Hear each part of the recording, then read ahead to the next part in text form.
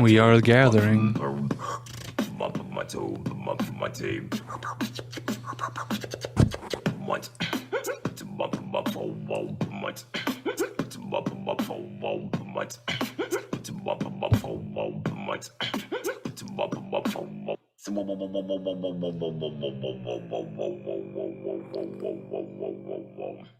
The spiders are gathering.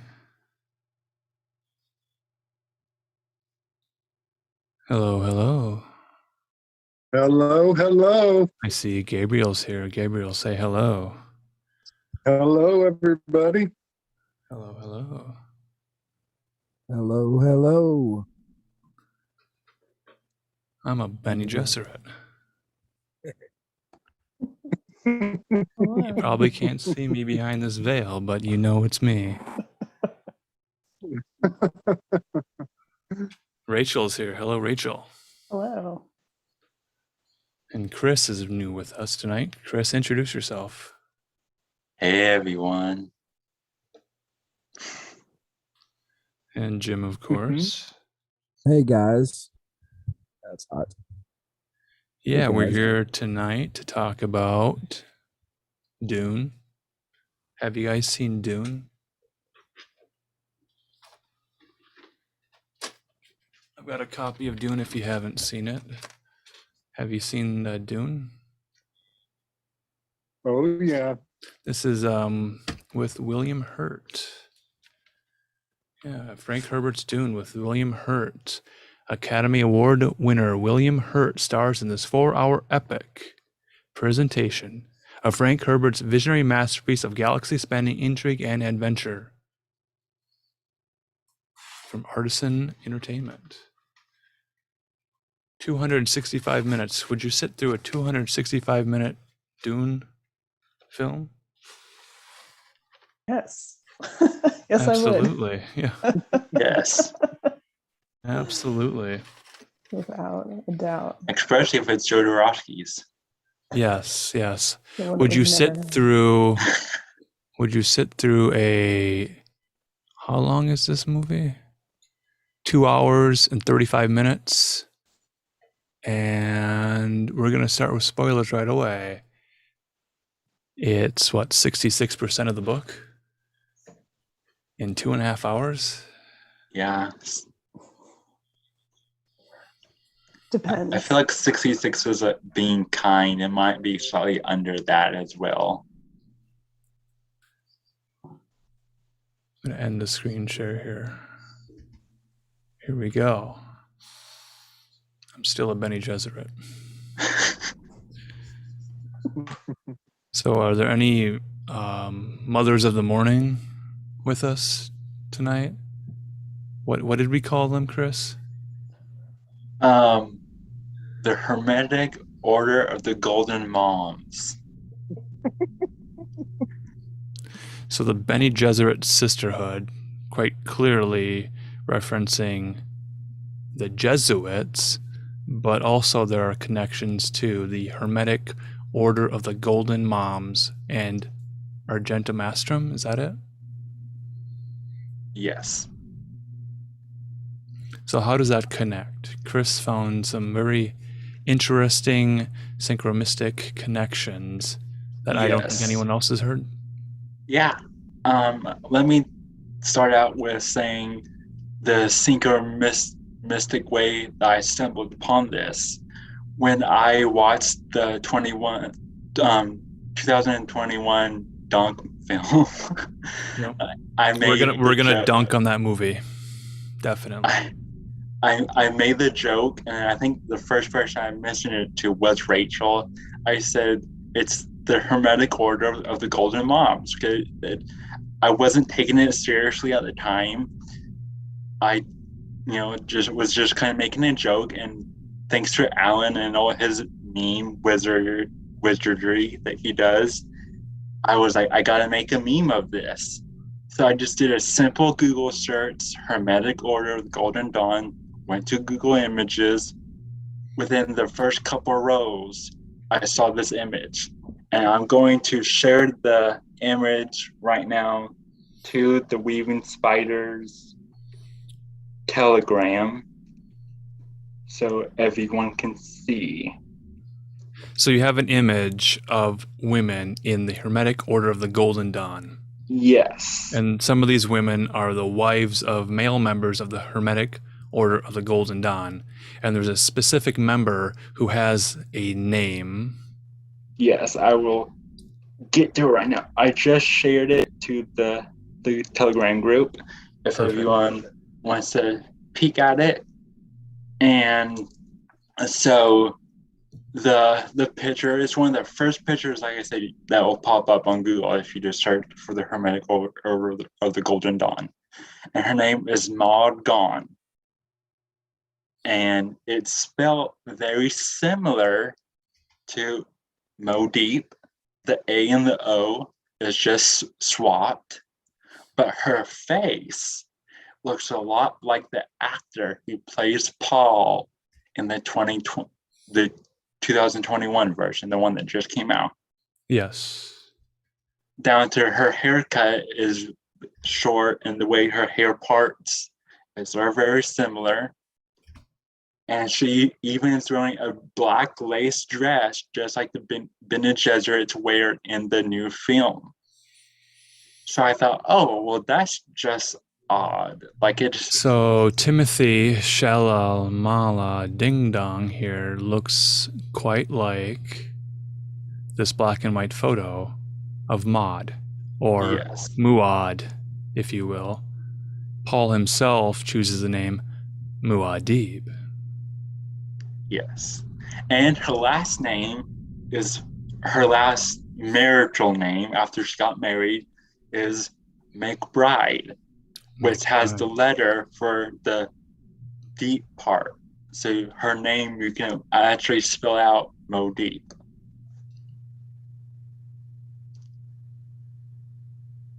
That's fun. That was that was amazing. That blew my mind, and it's so crazy that it came up so readily. Yeah. Right. Their hairstyles are exactly the same. Their Even facial features, structure. are just as full of expression as Timothy is in this Dunk film.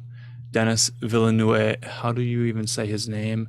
We're just going to call him Dennis the rest of the show. This is Dennis's Duncan. dunk, and we're going to dunk on Dennis.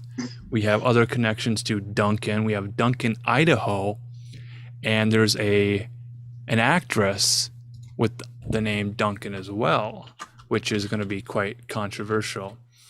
So now that we're all here and we're all gathered, maybe we can go around the room and kind of share what we find to be most interesting. And then we're going to kind of weave a tale of Dune, telling this meta level narrative across all of the adaptations. Rachel, what did you find most interesting in your Dune research? Stuff that I'm reading the book, so things that I was seeing kind of at the same time. I think the biggest thing was the Matador and the Bull, because I was right at that part where Jessica's packing it up, and the absolute loathing for Leto's father is expressed a lot better there. But in the movie, I really appreciate that was still such a really big theme, and that it's something that Paul seemed to meditate on. Yeah. I don't know if our screen share is working. We'll get that fixed. That's okay. I don't have pictures, but I can describe it. Sure. So what we've shared so far might not have shown, but we'll work on that. Yeah, essentially there's, taxidermied bullhead that the family has. And this is the same bull that Leto's father would fight in the ring. And it's actually the bull that killed him in the ring. So they have a portrait of him dressed as a matador that, is going to hang in the dining room. Apparently that's the best place for it. Right. But I mean, the blood that's on the horns has been treated so that it's always there. That reminder of the end is always there. Maud and Paul here, so we're clear that what we're talking about.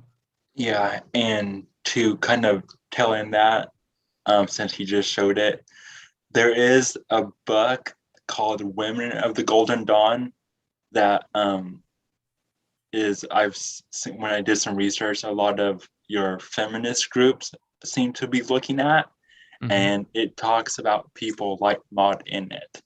So that connects it back to the Bene Gesserits even more, because it's all female offshoot of the Golden Dawn. Which I love. I love that it's a little obvious like that. Yeah. In a way. There are other names that are really rather obvious. Mm-hmm. So going back to the beginning of our Dune chat, one of the first things I mentioned was this clear audio of the word Arrakis sounding like Iraqi, as in soldiers from Iraq. And at that point, I really began to consider, will this new Dune film act in some way as an allegory? Will it be an allusion to modern day geopolitical events, or will they shy away from that? Going back to the first adaptation, not this one, but David Lynch's Dune in 1984, featuring some interesting technology. David Lynch put Dune on the screen for the first time. His theatrical cut was very divisive. Many people did not like it at first. Now it's grown on many people. Years later, in the early 1990s, Operation Desert Storm would be broadcast live on television after the cartoons played, after school special. So we're watching live bombs dropping. I remember the green screen night vision footage of this. And now, looking back, I can connect that to Dune and the Battle on Arrakis. So, did you find any other instances of predictive programming or anything in the 1984 Dune film that later became reality in our world? Gabriel. Absolutely. The pullout of Afghanistan became glaringly obvious to me with the pulling out the old regime, putting in a temporary regime, and setting them up for failure. That theme was just it was alarming how accurate it was to this the situation in Afghanistan right now. And when you overlay it with the Iraq from the last time things like this happened in the land of the desert, it absolutely, it alarms. It just alarms. And kind of building on what Rachel was saying about the matador in the bullfighting, the cult of Mithras, they have an interesting theme built into their mythology, and that is that sometimes there are two types of depictions of the fighting with the bull, Mithra slaying the bull. And in one picture, you will see Mithra is being run through and is failing at this challenge.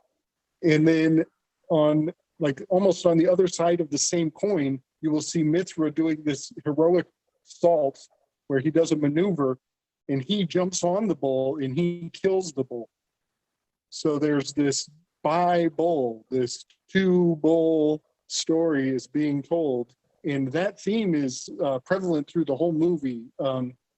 Just when you think when the House of Atreides thinks they're grabbing the bull by the horns and they think they're in control, then they get struck down. And the same thing in many of the fight scenes.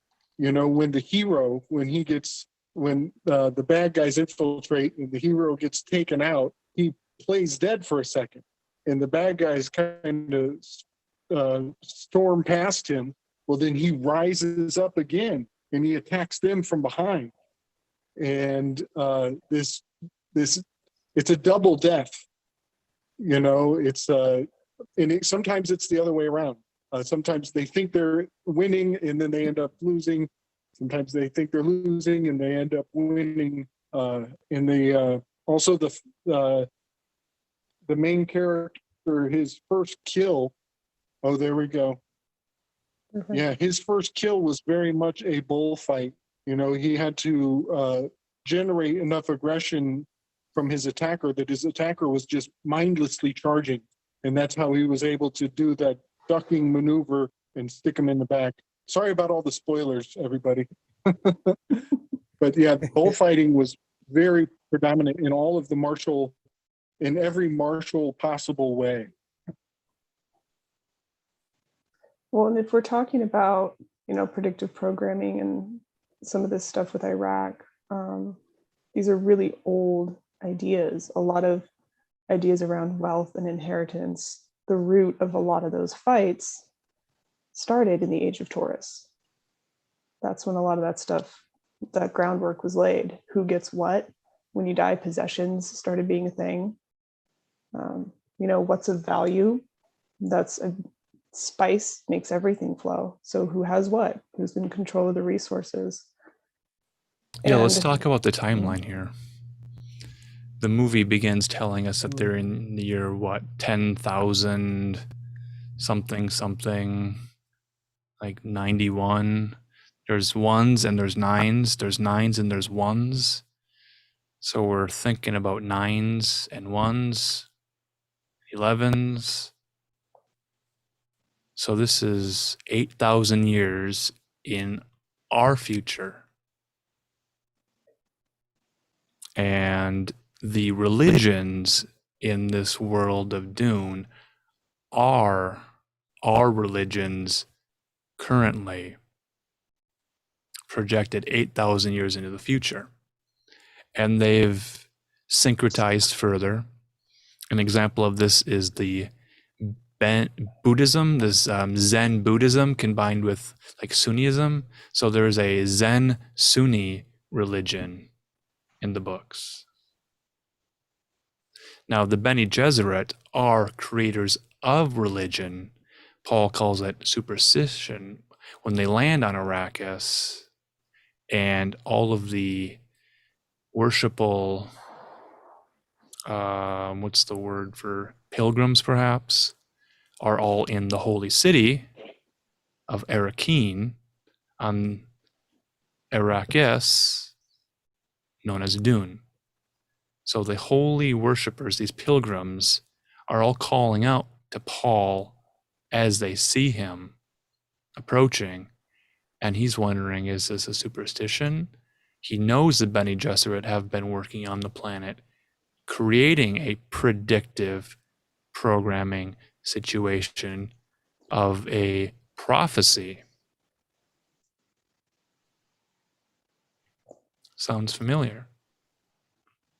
Going back to the bull and the age of Taurus, take it from there. Take the bull by the horns and see where it brings us. Well, so they move to Arrakis and they're in this position of power and having to balance that power, which is what the bullfight's about. So now Paul is starting to step into his role. He's being invited to talks, important meetings with his father.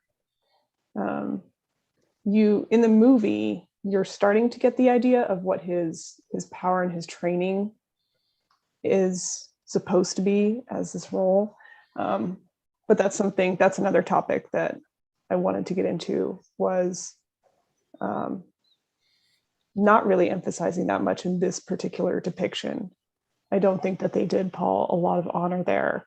It seemed to keep him in the dark and keep him very young in his mind. Yeah. Like, he's very, he's supposed to be 15 in the books. So he does have a sense of immaturity, but no one treats him as an adult or like the role that he's meant to be for, which is very opposite of how he's written. So I think, he's starting to understand what's going on, but it's from a different place. So how is he going to navigate this bull? That's kind of what I was noticing when he's staring. They have like a miniature statue that's just, I guess it's in his room, or it's in a room that he frequents on Arrakis, but he meditates on it seems like. Yes, that's definitely a very obvious symbol. It's directing our attention to this matador symbolism more so than any other film adaptation of Dune. Yeah, which I find interesting. Go ahead. Yes. I think about quite a few things at once. For one, the Hebrew calendar counts back 6,000 years, which would put us in the age of Taurus. Mm-hmm. But that in the very beginning, he's looking at an altar to the bull. And right now, Rachel and I have dug up a lot of indicators that we are in a four-way mutable age. And so he's looking at an altar of a bull. And right now, all of the royal stars are pointing at mutable signs. And when you look at the symbol for Dune, this new one, the D, the U, the N, and that funky E, those are the four different directions you turn the bull horns. I can't even do it with my hands. But if you turn the bull horns in the four directions, you spell out that new icon of Dune. There we go. Yeah. Yeah. D, Give him D, the metal horns. E, Right. N, E. Yeah. So that's the mutable age that we are in officially right now. And it's just amazing that the Hebrew calendar is pointing right back to the age of Taurus.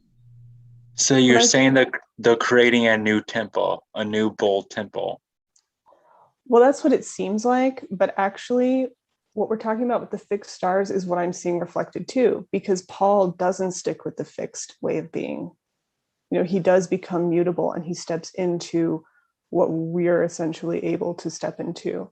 There is a next age. constellation that is visible from the planet Dune, from Arrakis, in the sky, named after Muad'Dib, and the shape of a desert mouse. That's the second symbol of an animal in this film. So you have the Salusan bulls from this prison planet where the Sardaukar are, and that's where you hear the beatboxing.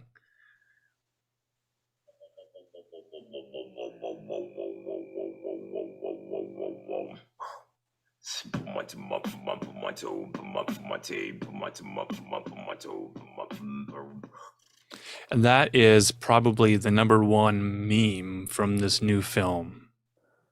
The most memorable scene takes place on a planet, a prison planet, and there's this, would you describe him as a priest or as a DJ? I don't know what he's doing. He's up on a promontory point, and he's like a Mongolian throat singer, and it's very memorable with the audio, and most of the memes I've seen have related to this. Kris had some good thoughts about that scene that he and I were talking about. Yeah, I was about to mention that. Since we're here visiting this scene, think about what else is in this scene. What's in the background of that scene is all those boys who are training to be the new soldiers, and they're strung up on the rocks. Being bled out. I think that's that's an important thing that people are being maybe bled not out. catching. Yeah, to make them stronger.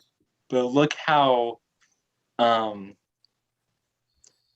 graphic that scene is. But no one's talking about it. They're just making jokes about the DJ priest up top. They're not, And another scene that's like that is with the Baron and the Black Eyed Kids. With their, and Rachel made a good point. I was so stuck up that there were Black Eyed Kids in this version that I didn't even notice that.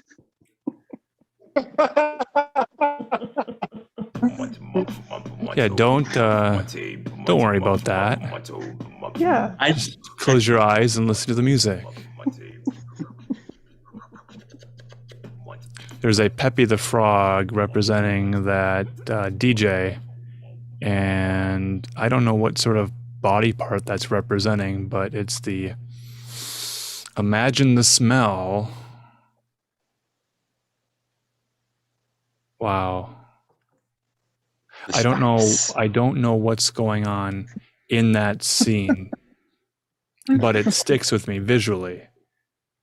Very graphic. Yeah.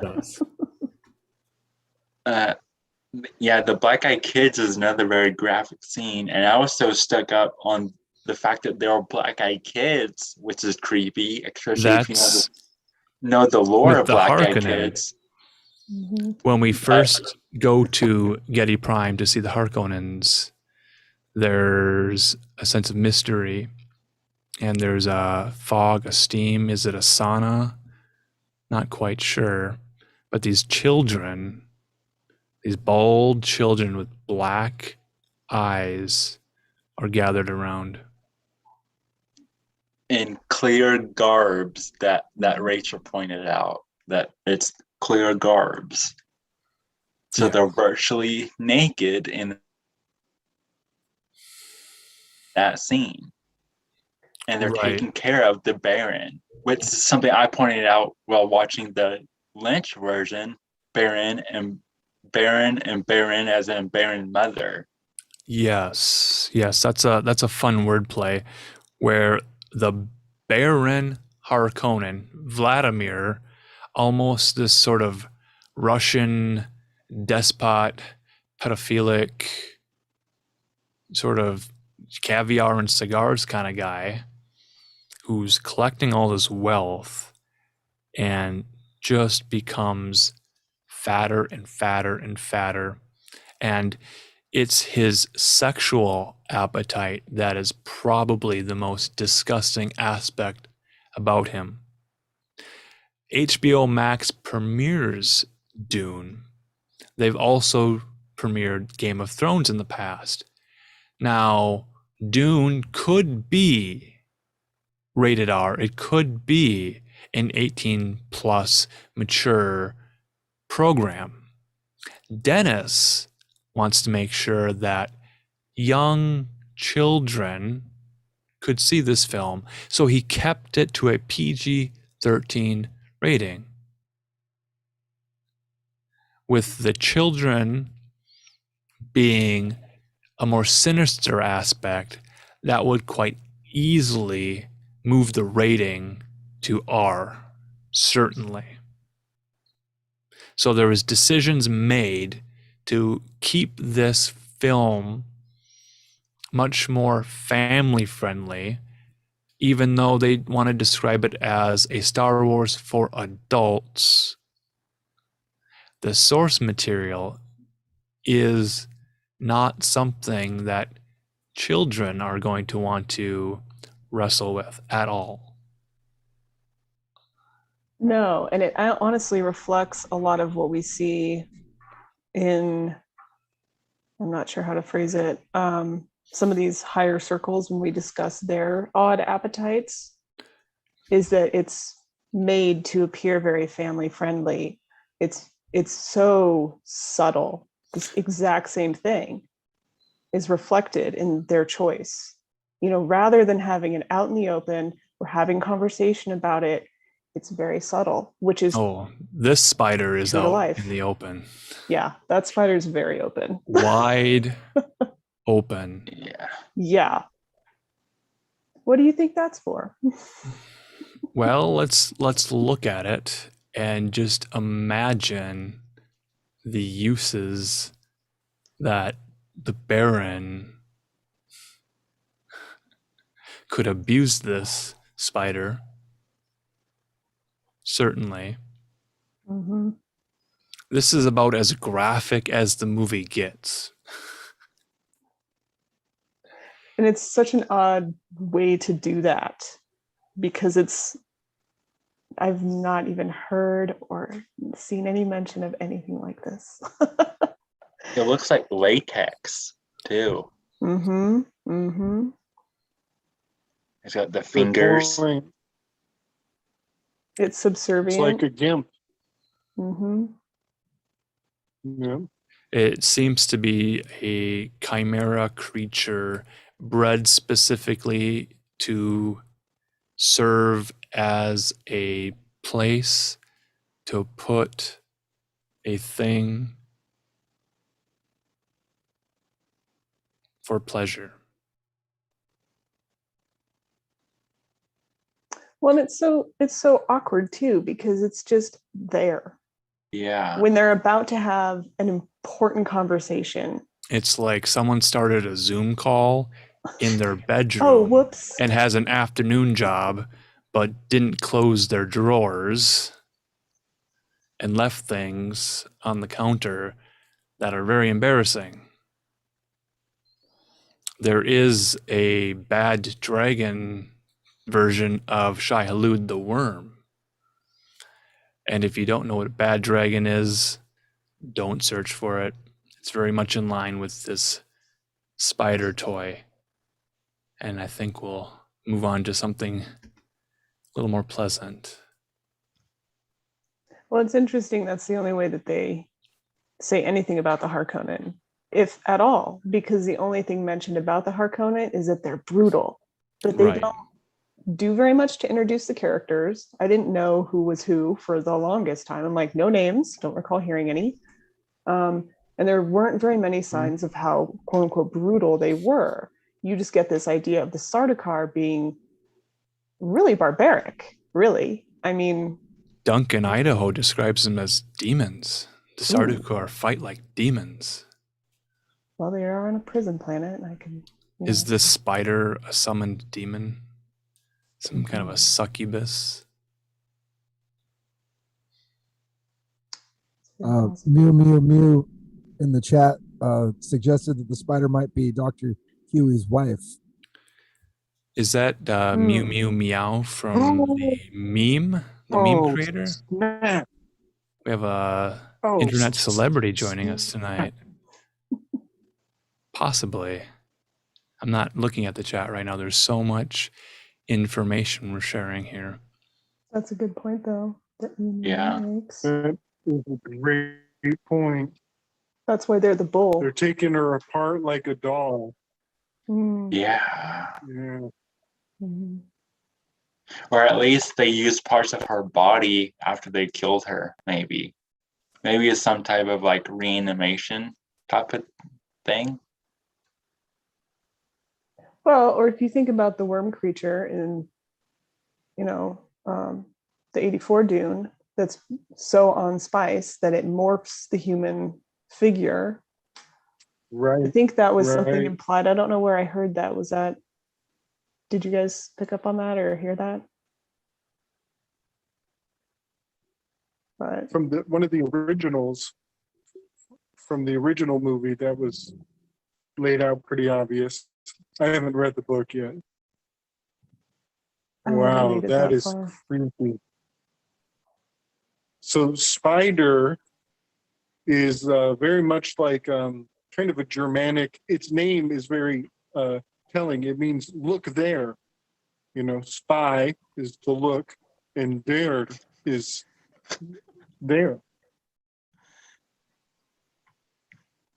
Yeah, there's some really great memes. And this one especially, combining Shrek, was quite popular. That's a good one.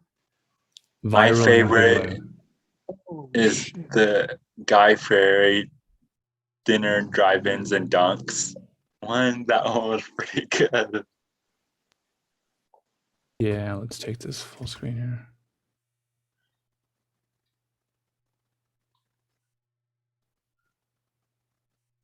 Yeah, there's been a lot of dunk memes. Okay, I got to speak on that real quick. Go for That's it. a baptism. That's a baptism. Mhm. Mm-hmm. To dunk is a baptism. So, tavila, the word tavila is a Hebrew baptism, and so when you take the last letter of the alphabet of the Hebrew alphabet, tav, and you read, if you just read up on it, you will find that it has many implications. But one of them, one tie-in, is the concept of ducking, as in duck your head in the baptism. So we have a tie-in to the Matrix here. The Matrix, the pilot or the whatever, what they're showing right now has him in a bathtub with a rubber ducky on his head. So the word dunk and the word duck all have this baptismal tavila, tavistock, mind control programming. But also, Yes. who else does Jason Momoa play? He plays Aquaman. Mm-hmm. Ducks and Dunking Aquaman. under the water. Yeah. These are So, creatures that can go be ahead. in the spirit and in the real world. Also, that video I shared with you guys of him tributing that scene of him doing all the murder, killing to his love interest in Game of Thrones. And so he's invoking that energy Mhm. from that show into the modern day present zeitgeist, since Yes. Game of Thrones isn't new right now as well. And it is kind of the Game of Thrones. Like they are the Wow. royal houses, and it is very Yeah. politically based. I don't know that this particular depiction gives you that political edge as well. You know, they don't. I don't know that they spent too much time on it. That's a good one. So the other meme I really enjoyed was the smile gurney meme. And here's our Paul doing the best he can to fly along with the old boys club. Thanks for the humiliation, old man, he says to Gurney. So Paul has this dynamic with Gurney that is not quite the same bromance he has with Duncan, Idaho. Yeah. Major creep factor right there. So in Scottish, a gurner is it's like a baby.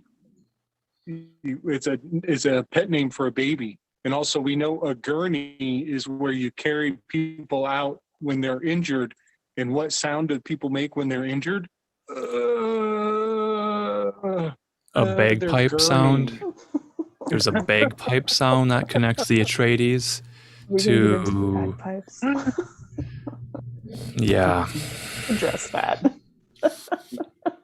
That And was he's one of the behind most him. out of left field things Yeah. I noticed. So as soon as I saw, I was like, really? Bagpipes, that's the instrument you're going to use in this adaptation? Gurney has a balisette.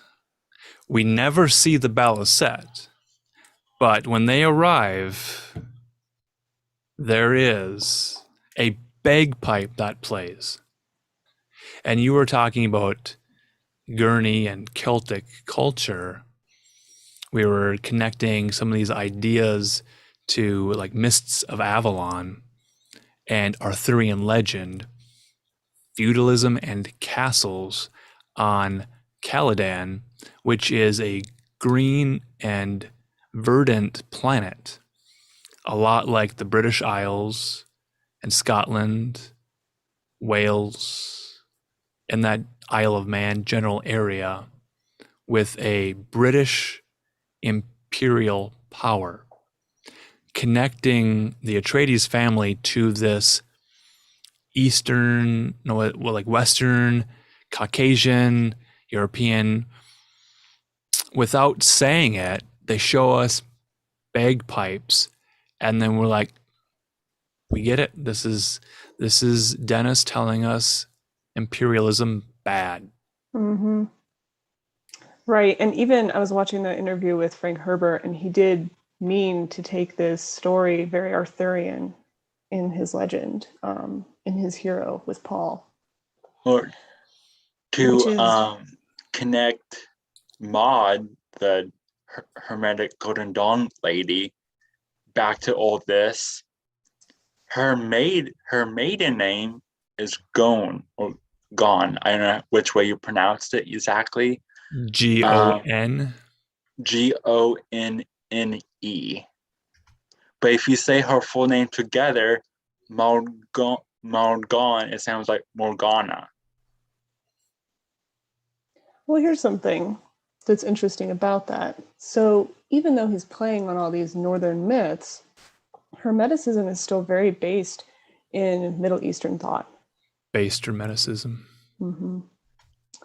So it's really interesting that this imperial vibe is put out when that's not really the vibe of that time that he's referencing or of the people.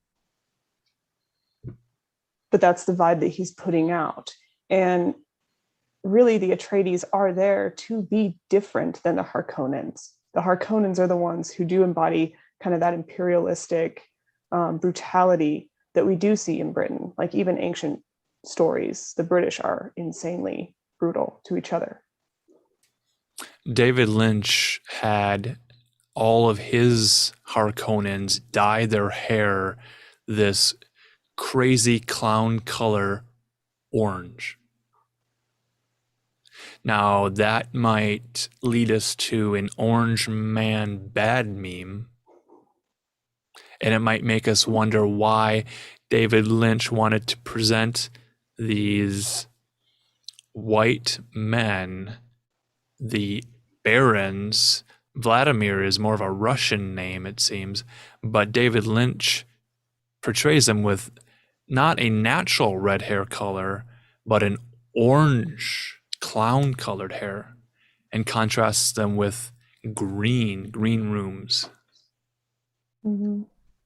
Yes, that could bring me to a interesting thing that popped into my head, and that is those articles going out on entertainment news sites, and half of them say part 2 of Dune, because yes, the new film is going to be separated in parts.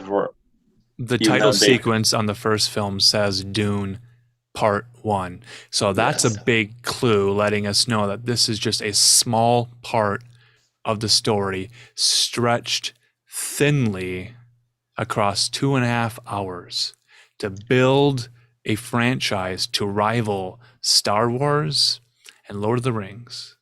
Yes.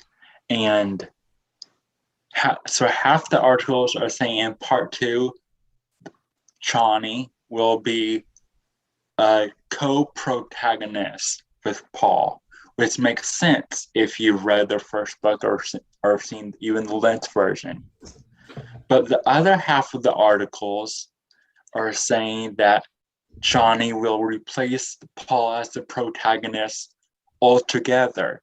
So you have this female replacing the male as the lead, which where have we seen that before? That's where in the film, that's what the Bene Gesserits do. And in modern life, you see that with Biden and Harris. Everyone's waiting for Harris to replace Biden. Everyone keeps on saying Harris is going to replace Biden. So, there it is again, the female behind the man. There is a possibility of that pattern of a woman replacing a male position, which is going to lead us to the most controversial casting decision, and that'll probably be a large chunk of our heated discussion. And we're setting up to reach that point, because once we jump off that cliff, there's no going back. That changes absolutely everything in the timeline moving forward, and it changes everything that's already been written, because they've rewritten the lore and the history of Dune by casting one character in a different skin tone and in a different gender, whose name is also Duncan. So they're dunking on us with these ideas of a baptism and an initiation into a future that is female. Yes. And we see that quite clearly when Paul is dreaming and he hears his mother's voice, and in his dream he sees Chani as this savior, this Messiah, dressed like Jesus, walking with sandals across the sand. We don't see that she's female until the camera moves up to show us a face. and there's female chanting in this new soundtrack. You guys remember Oh yeah. moments when Yeah. the female chanters become Yes. the soundtrack? Yeah, they're like whispering Benry Jesuit, witchy, all kinds of craziness. Yeah. Yes, yes. So the Bene Gesserit theme is like whispering women. The Arrakis theme is like chanting, wailing Fremen women who are perhaps more Shiite Muslim than Sunni, with their inclination towards a holy crusade, or more specifically, jihad. And is it the females that are the ones that are creating a war for men to fight? Mm. Yeah, this is touchy. This is real touchy. So I want to put in a quick point. I've been paying a lot of attention to the witch trials of old and the history of, the Malleus Maleficarum before it came to America. It's come in and it's faded out. And then it came back in and it faded out. And any day now they're going to break that thing back out again. We're going to have a grand inquisition on our hands all over. But part of the history of that book is there tends to be a social paranoia around castration. And in its original days that they were generating the German Inquisition, there was a lot of, I guess we could say, propaganda around triggering people's insecurities around castration, which is already, if you think about it, that's overreach. That's going too far. Circumcision Sounds like an is- underreach for some, Yeah. to grab them by the But balls Yeah. and slice them And, off. Yeah.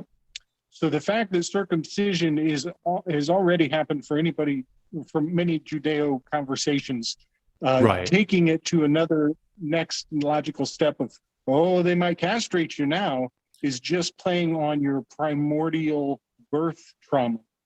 Mhm. And so I just want to point that out and put that into this conversation, that we are dealing with the divine feminine coming into control, and men getting all insecure and uppity about it, and they are pushing those buttons. They are pushing those buttons.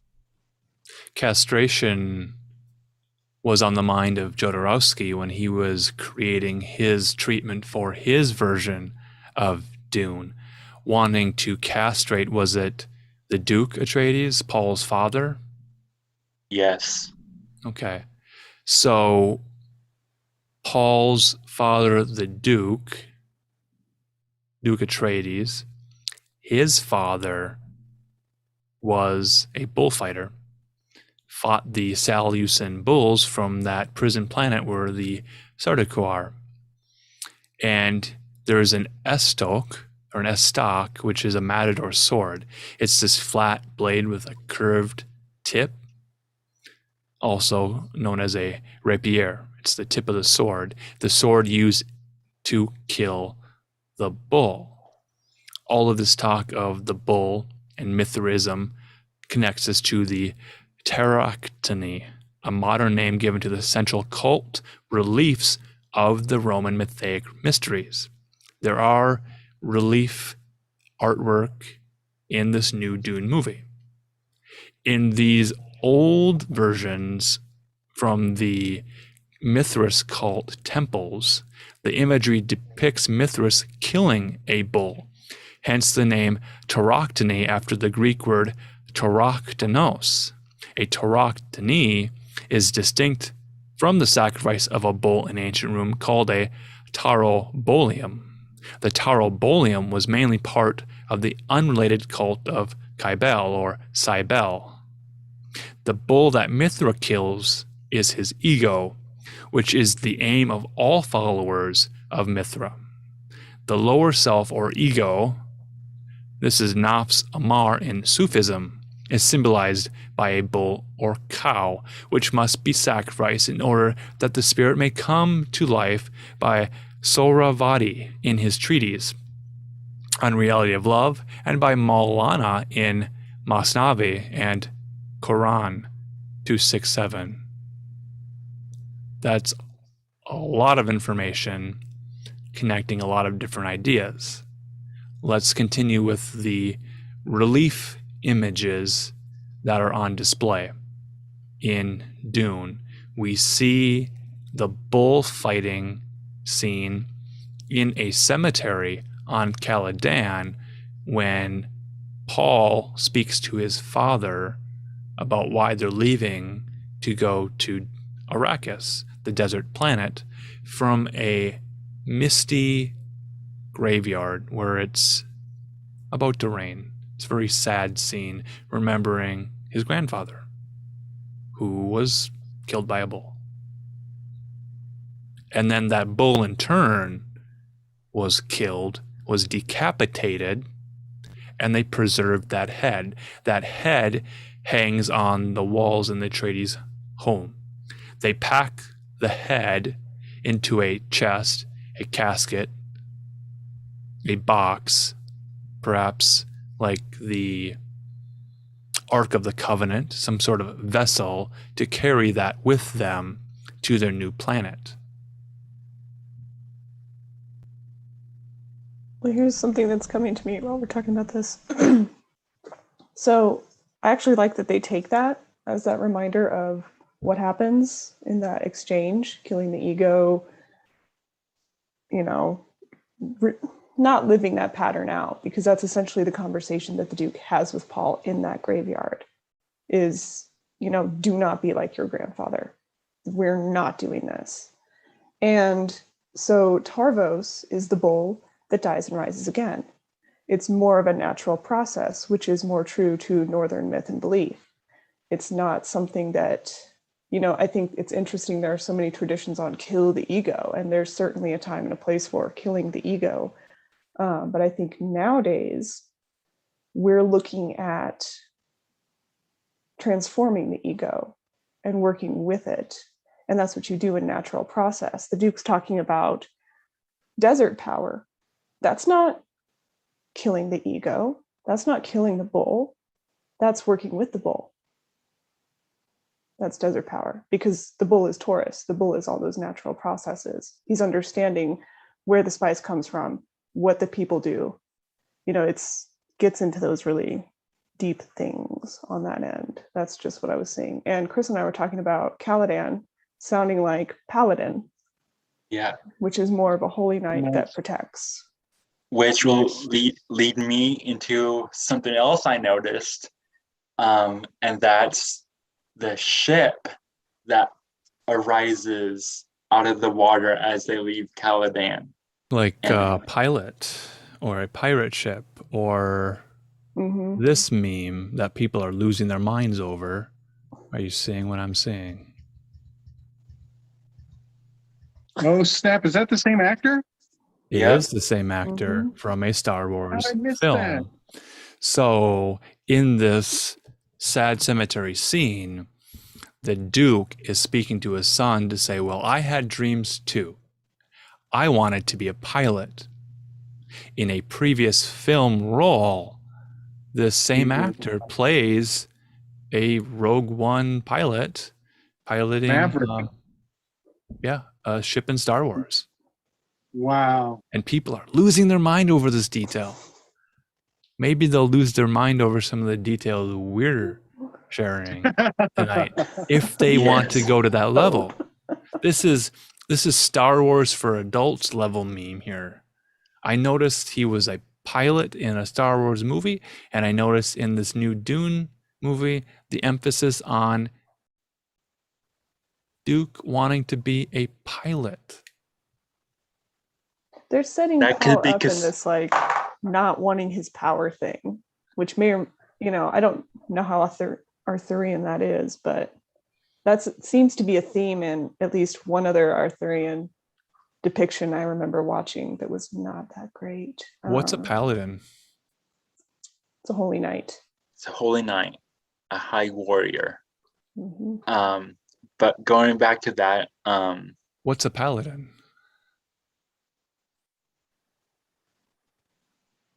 Look it up for you. That's a question asked in Ultima 8 or 9, in which the player is the paladin. He's the avatar. And then that same character asks, what's a paladin?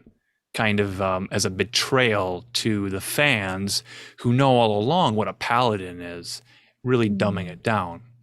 So in this movie, Dennis's Dunk 2021, which was going to be released last year at this time, but was postponed so that the marketing team could create such memes as, I also wanted to be a pilot. Let's connect to Star Wars. Let's ground this mission so people can understand where it's going. I'm not seeing it connecting to Star Wars. I might need help with that. I don't know that they're necessarily rivals.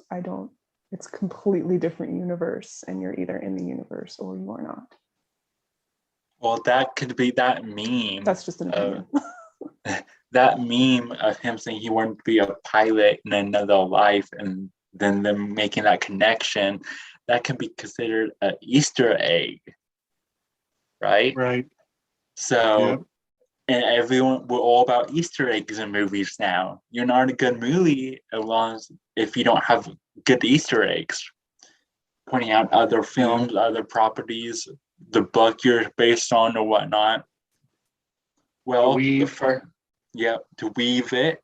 The first time I watched the 2020 Dune, one of the first things I noticed was when the Emperor's men come, they're wearing helmets. What does the helmets look like? Eggs. They're eggheads. And right after that scene, as soon as I'm like, oh, they're eggheads, right? They cut to the other side and you see the flag behind them. The flag behind them is the three-toed chicken footprint or the peace sign. Yep. Or the fleur de lis. Mm-hmm. Does that connect in which any way to the symbol of the hawk on the Atreides insignia? Probably. Or Age of Horus? Is Horus also a hawk? It could be close to a rune, which is related to the falcon, because Freya has a falcon cloak. When she puts on the feather cloak, she becomes a falcon. I love it.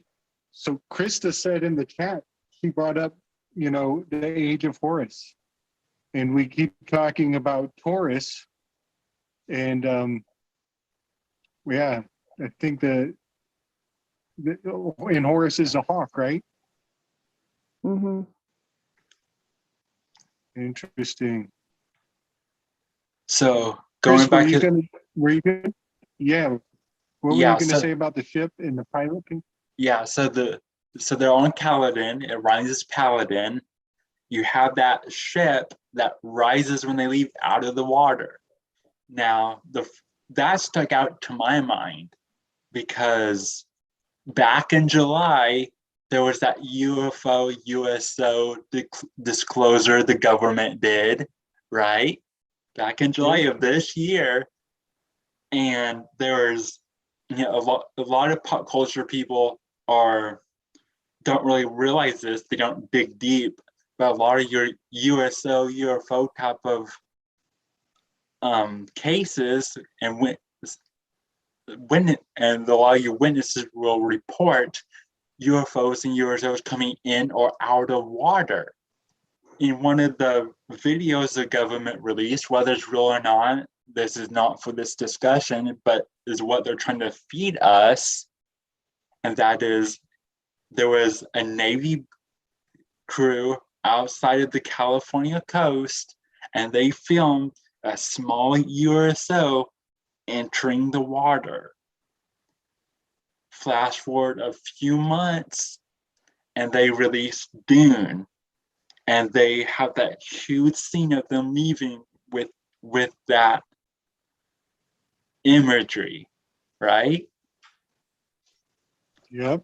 And think about what UFOs are with the New Age and Contact E movements, and the Pleiadians and the Greys. They all say, oh, they're not here to harm us, even though they're abducting us in our sleep and probing us and doing the hybrid program or whatever. They're here to help upgrade our consciousness, take us to a better place.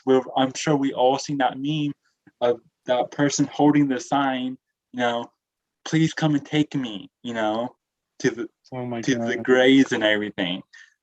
That's their otherworldly savior. That's their Messiah type figure, which goes back to Paul. That's his archetype. That's who he is when he arrives on Arrakis. He's the otherworldly savior. Well, and I like that Kris and I talked about this. That reflects with a couple things. If I can take it to Celtic mythology, the children of Danu, they were specifically sent to help mankind. They were specifically sent to do that. The children of Danu's twin sister, who's the shadow side, they have a light and a shadow, Dormu, her children came from the sea. And that's who they fought, the Formori. So, with this image of this foreign savior, it's almost like switcheroo imagery, because entities that are going to help you, they're the teachers who show up at the right time and they help you. They don't play this, we're going to come and help, savior. No, they don't do that. They just do it. So you have this other world savior, all this hinting. It's almost like all that alien disclosure and all that stuff, because they're setting you up to reveal these otherworldly beings so that you recognize who's helping you with, by visuals rather than your spirit. So long, rather and than thanks for all the fish. Yeah. I love that. I thought Echo the Dolphin. I was like, oh God. Classic. That reminds me of the stories of the dolphin kids. Mm-hmm. Yeah, see, that's something that light does. It just plays with you. It just happens. So yeah, those entities did peace out because it was predicted that a time of shadow would come. Yeah. It really is a fish out of water story for Paul.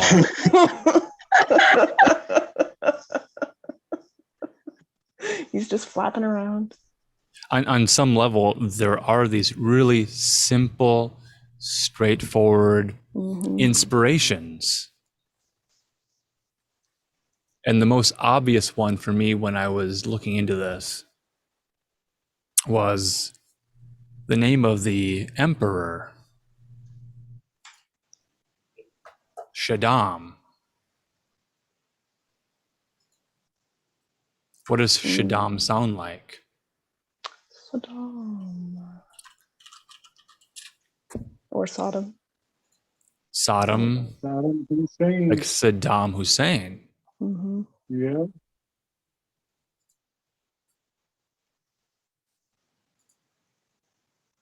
So that's the question of David Lynch's Dune in 1984 took all the symbols of Middle Eastern violence and struggle and then creates a movie to reflect that world. And in doing so, accidentally somehow predicts Operation Desert Storm. And I think there's another one like Long Spear, all this involvement of military, American military, USA, go USA, Team USA in the Middle East. with a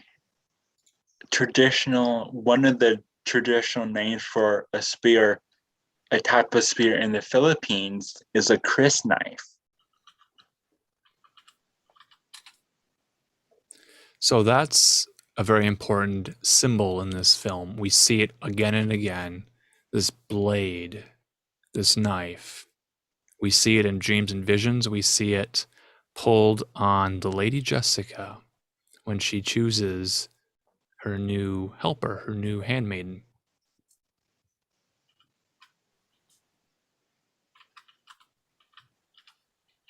What is that blade? The Kris knife is a tooth from the worm. Nice. And it's so sacred that it cannot leave the planet. It is never given to anyone to take off world. Because anyone having it, showing up, could pretend to be a Fremen with all the spice going around. It's very, very sacred. I think in the books, they also mention something about having to keep it close to the skin. You do not draw it unless you intend to use it. You don't put it away if it hasn't been used. A conceal and carry. Mm-hmm. Yeah, exactly like it. It also deteriorates if it's removed from the body and left alone for a long period of time, right? It's Doesn't a Mhm. brittle Yeah. bone knife. Yeah. So it's like a DNA sample. A person, if you smuggled one off the planet, you could go start a whole planet of your own and genetically begin producing spice with a bunch of worms from one knife. Mm. It's so amazing how much is implied. You know, I guess I haven't read the book. I haven't read the encyclopedia, but you know, these parameters of an entire reality are in place. And like, we get to come along with our creative minds and be like, ooh, if I could just get a Kris knife, then I could make my own spice. You know, and it works. It has cohesion to the paradigm of that world. That's what Frank Herbert wanted. He wanted just enough information for your imagination to go and run with it. Yes, That's what he said that in the interview, which I found very fascinating. Yeah. The idea of genetic manipulation and gene splicing and seed storage shows up a number of times visually in the film. There are ships in space that look like they're ejecting these drones, but really visually it appears as a mushroom shooting out spores. On the planet Arrakis, in the city Arrakeen, are date palms that are not native, they're not indigenous to the planet at all, which relates to the Fremen, who are also not indigenous to the planet, but were brought there as if they were dropped off in Australia in the outback to learn to survive. Those date palm trees in the city square where the gardener is giving them water reminds us of real life Middle Eastern date trees. And stories recently have told us, if we are to believe them, that seeds from 2,000 years ago, you know, the times of Jesus, the time of the Messiah, have been saved and have been grown.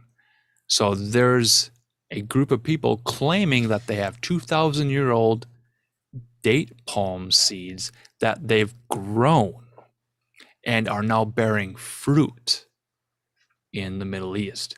And I say allegedly, and if you can believe that, because it has ties to Israel and other Judean archaeological sites.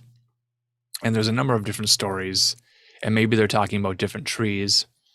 One tree was given the name Methuselah.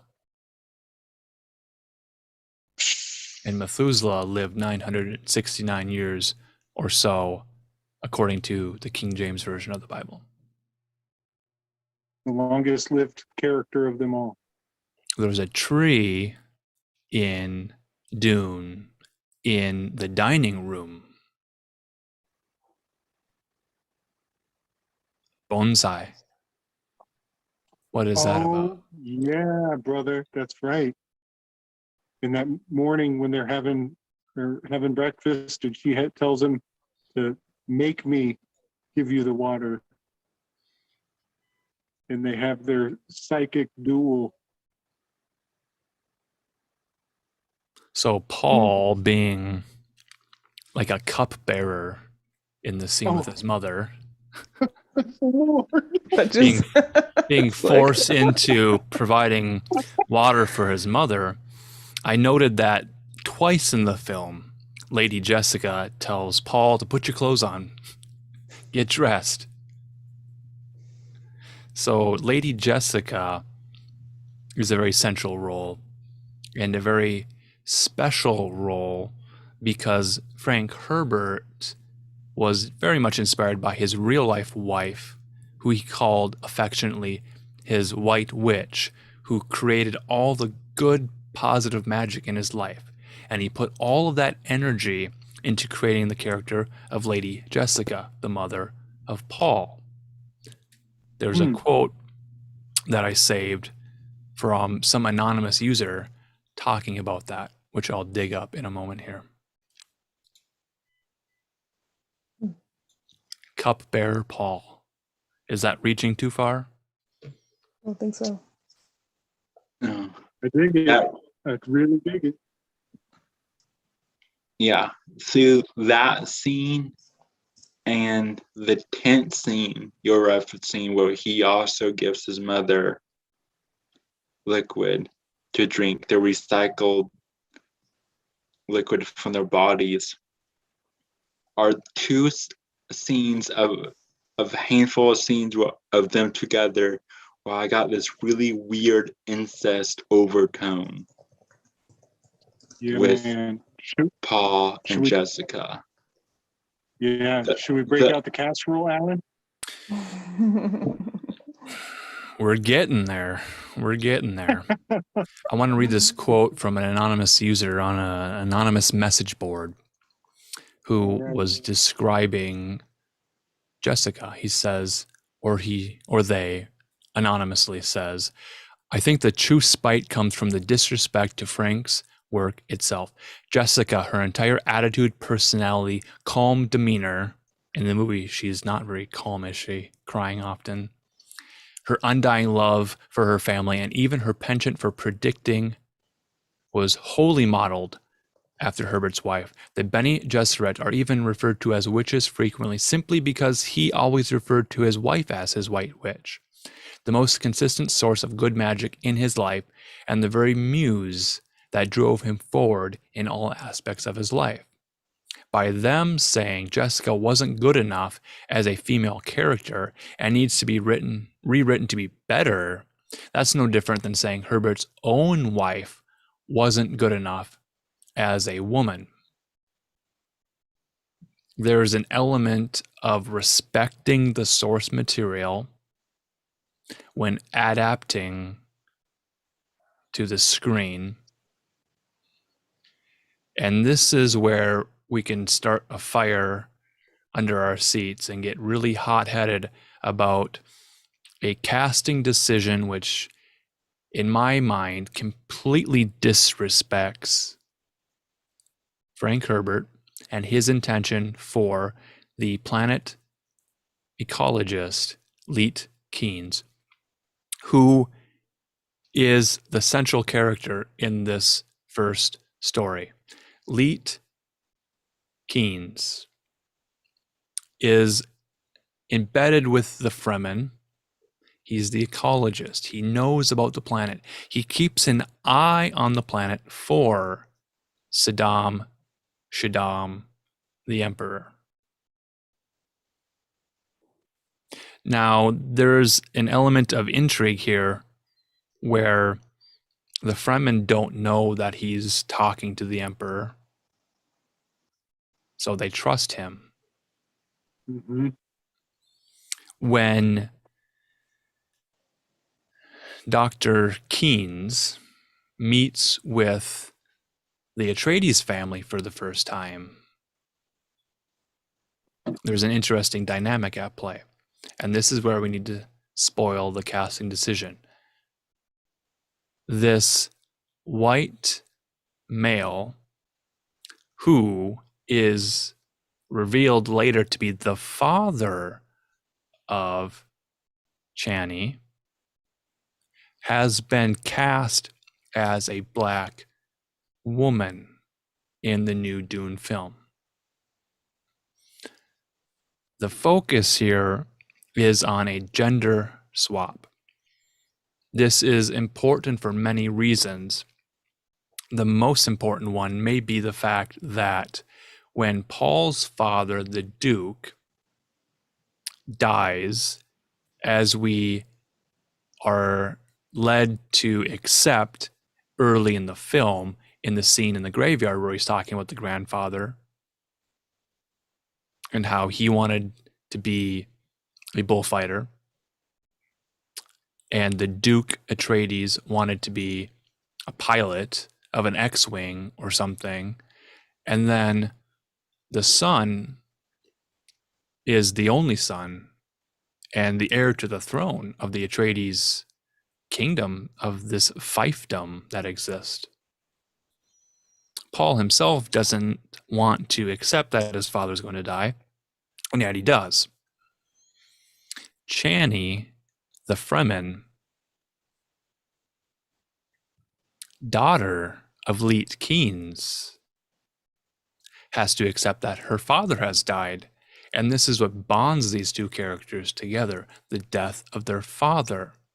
So in changing the gender of this one character, changes the entire plot of this film franchise from Dennis and Legendary and Warner Brothers. So I don't want to spend much time speculating on what could happen in part 2.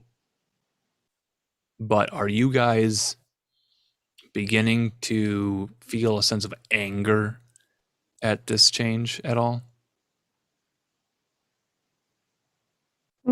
Absolutely. Because the whole dynamic shifts, the relationship shifts. It attempts to raise the feminine, but at the expense of the masculine, which is not evolution. It is not unity.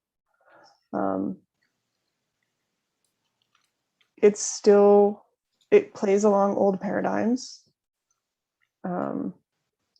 It also grays everything out. I think there was a quote that it was just about the character, this mutable character who does all these things, and that's all the focus is on. But it's so much more than that. Oh, yes. It's so much more than that. And we do that a lot. I think I mentioned this in our chat, and I'll just be really brief with it because I want to hear other people talk about it too. But this gray idea of unification says we're all the same. All of our gods are the same. Freya is Isis. It's the same energy. But if you get these, it's like our moms are the same. All moms are the same. If you sit with two different moms, though, you will know that they are not very quickly. No matter how much fighting you thought they would do, you'll know. So it makes us forget our individuality. And that's a fault in attempting to bring about this age of Aquarius, this age of unification, is this separation, actually, what happens. It not presses all one moms down. are in the Golden Dawn. No, not all moms are. Not all Dawn. Not all moms are named Dawn. No, some of them are definitely not. There's a really infuriating quote, which I'm sure a PR person wrote. When Warner Brothers began to promote this film, they enlisted the help of Stephen Colbert to introduce geekdom to the new Dune movie, which would be the best movie ever. I'm going to read this word for word. Asked by host Stephen Colbert about any conversations she had, this is Sharon Duncan Brewster. That name Duncan appears a few times in our chats. She had with Villeneuve. Is it Villeneuve? Like, his name sounds like villain to me at this point, so I'm going to call him the villain of this adaptation. So she talks to Villain about this choice. Duncan Brewster replied, I think, and foremost, as far as Dennis was concerned, blaming this on Dennis, it was all about concentrating on the essence of this person. He's an integral role. He connects all the dots. He connects the Harkonnens. He connects the House of Atreides. He connects the Fremen, planet Arrakis, sandworms. This is somebody who understands all these worlds and moves in between each and every one. So I don't think it matters that Keynes, in the book, is a man. What's important is what Keynes stands for. Like, just to point out, you're talking about moving between worlds and androgynous, gender fluid type being, right? Mm-hmm. The Greys, that's what they are. And going back to the whole USO thing and the contactees, what you're describing is what is exactly what they are trying to push forward of this golden age, which, going back to a golden age or a golden path, as the Bene Gesserits mentioned, which is another link back to the Golden Dawn. Well, and to put this in an alchemical viewpoint, when you get entities that are on an extreme scale, whether they're very high ether or very high density, you're going to have less emotion attached. So you do have a sense of disconnect that happens in Aquarius. You have a disconnect with your emotions. So there is a sense of there is no gender, there is no difference. But how you approach that is very important, because when you talk about androgyny, I think I looked up the etymology, and maybe someone can do that at some point. I can look it up in a second, but it implies more of a denial of one or the other in an attempt to bring balance. And that is graying things out. That is alchemically doesn't work. It's not really inclusive. It's not really unified. It's not a really good soup. I used, you can use cooking sherry in a soup, or you can use sherry vinegar. They're both sherry, but they're going to taste really different. One's going to be really gross. Yeah. So, I mean, think about it alchemically too, if you need to, because alchemists know, hermetics would know that gender is present in everything in nature. It is absolutely a part of nature. So if you're trying to bring everything together by saying that it's not there, you're not really doing magic. You're just erasing everything. You're just pouring bleach on it. Well put. Another look at that is how there aren't really any villains in this, just like a lot of modern films and stories. There aren't no villains, there aren't no heroes. I'd like to announce right now that I am a Bene Gesserit sister. I dress like one. I can talk like one if I want to change my voice. Let me try this now.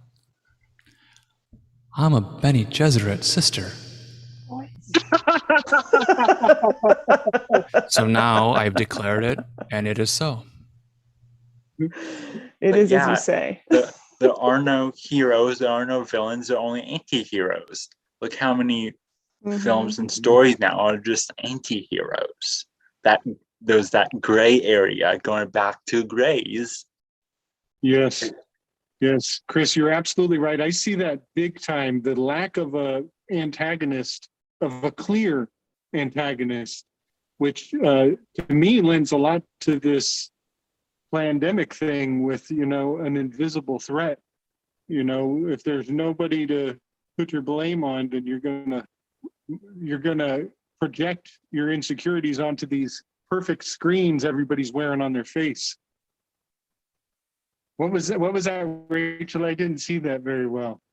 Oh, Krista was mentioning Saturn. That's Saturn. Oh, nice. But Jupiter too. So no. And, Kris, I wanted to put in real quick on the grays in that, androgyny, that kind of points to Mercury, who his element is silver, quicksilver, deity of the gates, of the in-between zones, the liminal space, and his ability to go in between worlds interchangeably. There's a liminal space within a box that we haven't discussed yet. Yes. Oh, snap. Are you ready to put your member in the box? What will you put in the box when the voice is used? Put your dick in the box. So you've been commanded to do so. Wrap it up. As a prick is pointed at your neck. Are you a beast or are you a man? Asked the Bene Gesserit woman who forces Paul in the middle of the night to a booty call. On your knees. Lady Jessica says, Paul, get dressed. You have a visitor. Oh, that's right. And the doctor, who speaks Mandarin, what is his name? Chewy Yui, Dr. Chewy Yui, who speaks Mandarin, warns Paul about what's about to take place. There's some sign language in this scene. And Yui is a Fu Manchu Mandarin-speaking doctor who warns Paul about what is going to happen. Lady Jessica takes her son and introduces him to the head of the Golden Moms, dressed in all black funerary garb, threatening possible death of Paul. And Paul is commanded to put his manhood, his Wuhan, he is commanded to put his Wuhan flu into the box because there is an injection at the throat, right? There's a needle, a poison needle threatened. And this might get us in trouble if we use modern specific terms for this cowpoke situation, which clearly is displayed in this scene. So earlier in preparing this chat, there's a video that I shared, some typical YouTuber using clickbait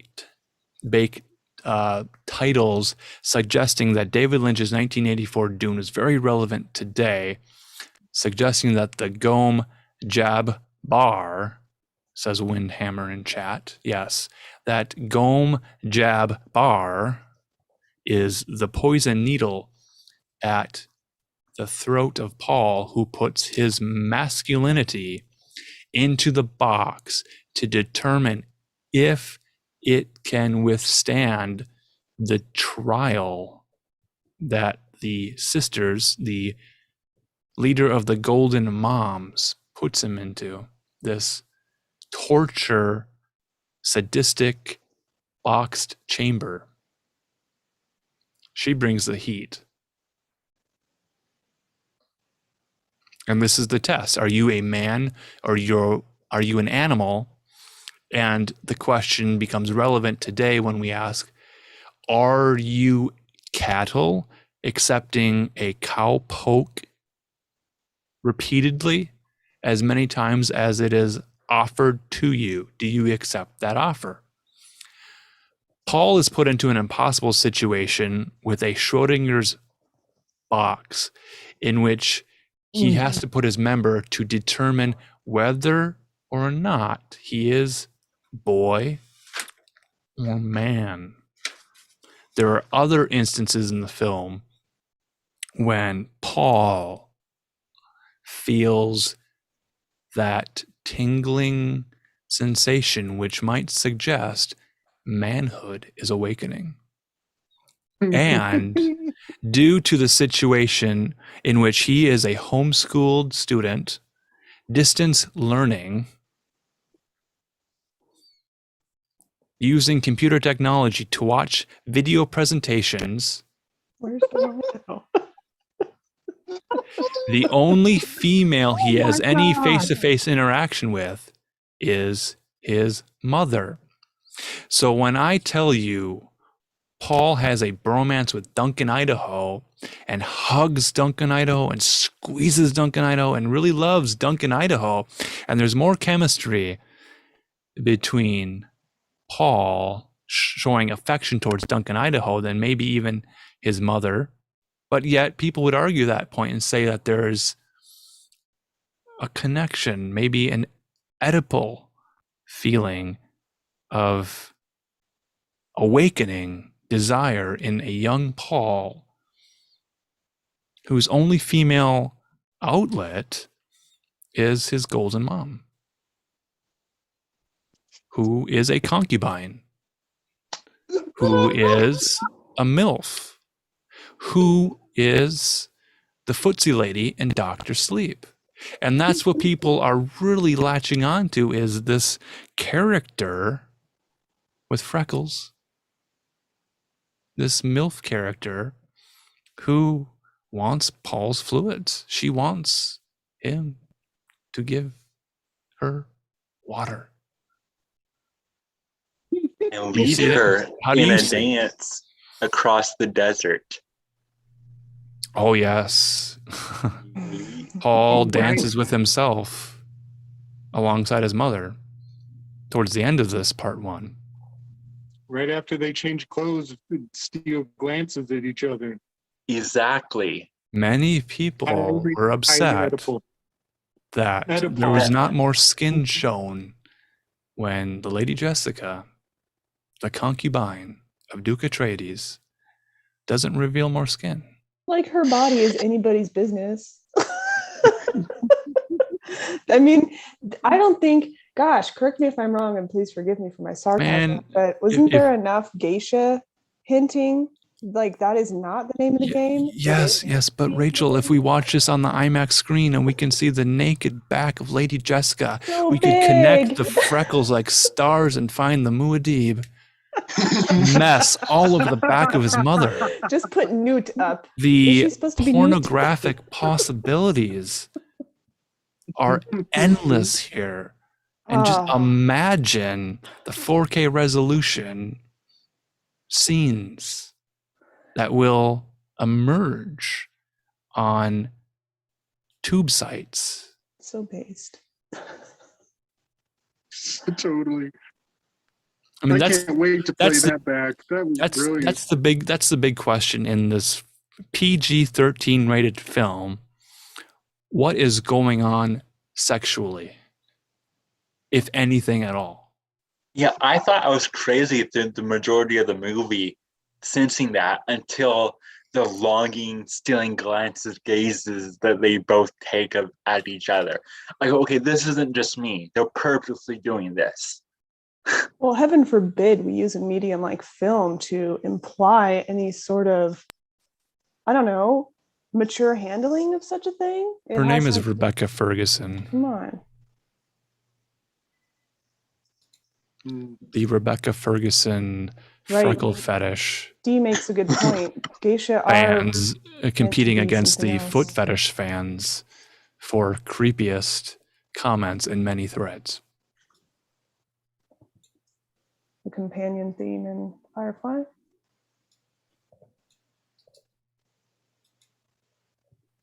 You know, I got to point that out on the geisha thing.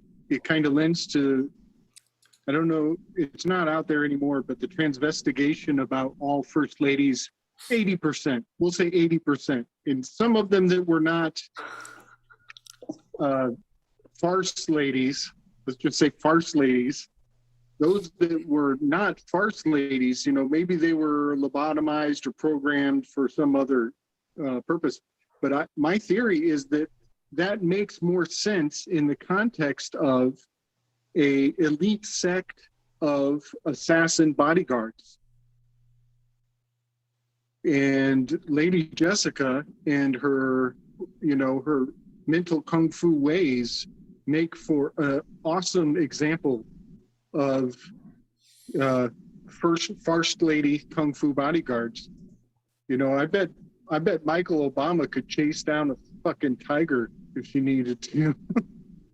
Oh, yes. Kill it with Oh, her yes. gigantic mitt. Lady Jessica lines up all of the Fremen women who are in the city, and it's like that scene where Esther is lined up in front of the king and she has to be chosen. Well, Lady Jessica chooses her lady, her housemaid. Right. And Oh, Jessica chooses Shout Out Mapes. Shout out to Mapes here because she has the Kris knife. She's got the concealed boner in her clothing, and Jessica chooses her as a way to single her out. And there's a standoff and then a stand down. And Shout Out Mapes understands the prophecy that the Bene Gesserit have laid out before the arrival of Lady Jessica Atreides. So Lady Jessica knows of the Kris knife, and when Shout Out Mapes takes it out, well, you can't just put it away when you flipped it out. oh my God. Something there has to happen. And Mapes even has an orgasm. She, A rapture. Oh my God. Yes, Revelation. Mhm. yes. So definitely a feeling of sexual sublimation across Ecstasy. this desert, arid desert, dry desert. Speaking of orgasms, one thing that they do in the Lynch version they don't do in this one is when he does have his hand in the box and she's soaking up all the pleasure of his pain, she has that orgasmic outburst and she's like, that's enough, and she ends the trial. But in this version that doesn't happen in that way.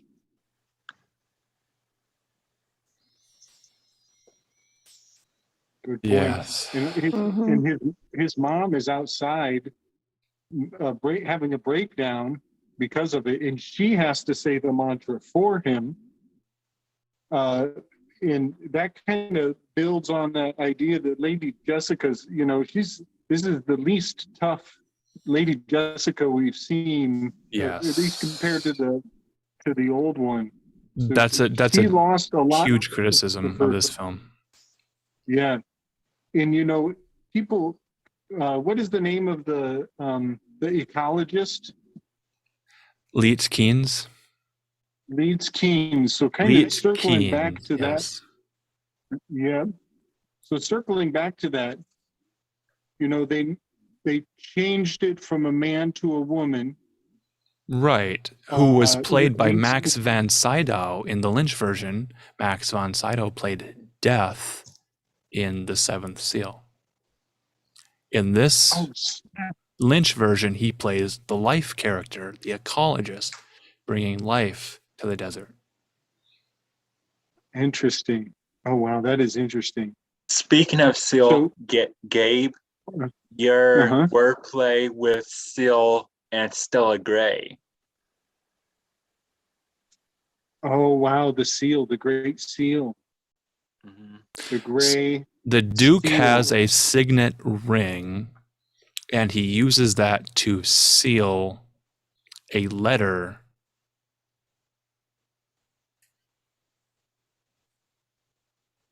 Yep, and the great seal on the $1 bill you can change the lighting and you'll bring out Lamb. You'll bring out the gray alien from that shape that looks like an eagle. Look at it again. It's definitely an alien face with the Yeah. mask on.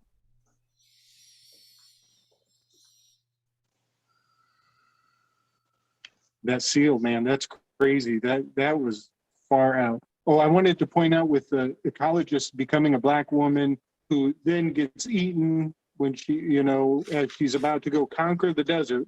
Yes. That character is supposed to go out and, I guess, illustrate all the badassery of mastering the desert, and then get stabbed in the back and eaten by the monster. All of this is kind of, it's like they channeled all the feminine, powerful energy into that character, made that character a black woman, and then this big sacrifice scene in the desert. And Jessica is no badass, So what I'm getting at is kind of an overall arching difference from the old original, or the last Dune that I saw from '84 and this one, is that more of the people who live on Arrakis are of color. Even the Fremen, there's the black guy, there's a Middle Eastern looking fella, and more of the royal family is completely whitewashed, whiter and whiter, and less and less confident, less and less competent. So there's a shift of, there's a big shift from the old one into this one, where it's like, oh, these incapable, spineless white folks are clearly oppressing the capable people who are doing the work. Just an observation. Which sucks, because that really discourages people who have a heart to help and who want to make change. Right. Yep. And you are not going to recognize them if you're only looking at the color of their skin. You're just going to be like, oh, you want to change me, or whatever it is. You're not going to be receptive. And that's a big part of the feminine that's missing from this. As much as they're trying to make these women very powerful, the Bene Gesserit have their power in feminine energy, which is being receptive. It's being intuitive. But it's also, with this Jessica version, it's weak. On Caladan, you see this strength with the Reverend Mother and all these things. But then when you get to Arrakis, it's this masculinized feminine, which, you can play between both. You really can, and you can balance both. But the emphasis is more on those masculine traits for survival. We're doing this now. It's, much different. We're talking about Dennis the Villain's adaptation of Dune, which we will call Dunk, as the typography on the film poster was mocked endlessly. Now, we love this movie, and because we love this movie, we are talking about the things that we don't like in this film. And there's a lot to love about this film. There's a lot of Duncan, Idaho to love in this film. Yeah, Duncan's romance with Paul, and just the scenery in the first half alone when they're on Caladan. it's just beautiful. Oh yes. There are things to love in this film. I Yes, agree. and we can love Lady Jessica. She's the White Witch. She brings the good, positive, life-affirming magic to Caladan and the Atreides household.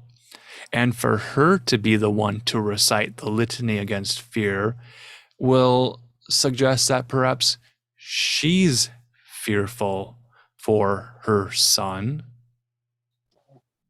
and his life and the things that are going to happen. And in the novel, Lady Jessica is very regal and composed and confident. So how does it change everything when she's the one standing outside the door, crying, tearing up, feeling fearful, and reciting the litany against fear? Keeps him dependent on her. That's what I was getting. Like if they're having this conversation in the mind, like she's helping him through this. Right. Where does his strength come from? Yeah, that was another thing. When they escape, his voice, and he uses his voice, tries to use his voice on their captors. So this It's is so- jumping towards the end of the movie here, when Yeah. there is a return of the Harkonnen to Arrakis. And again, every aspect, every plot point of this film is told to us in the beginning of the movie. There are no plot twists. There's no M. Night Shyamalan ding dongs chicanery here. It's straightforward, laying pipe, laying plot, forward steam ahead.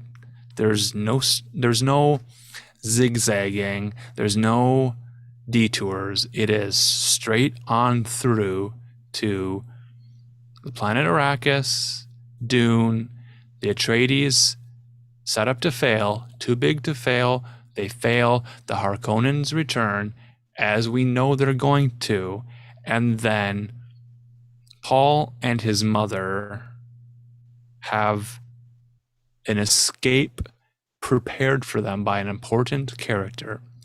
And they get into an ornithopter, which is like this dragonfly thing, and they get out of there.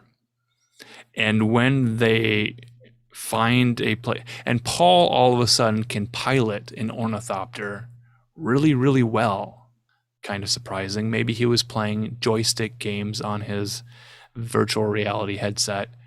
Or maybe Dragonfly dragonfly simulators. He's probably just playing dragonfly simulators. It could be. VR. But going back a few scenes, Paul and Jessica are tied up as the Sardaukar and the Harkonnen armies combine to overtake the castle and take captive the Atreides family, Duke and Lady Jessica and Paul. So these two, is it 2 or 3 guys capture them, and they're tied up in the back of an ornithopter.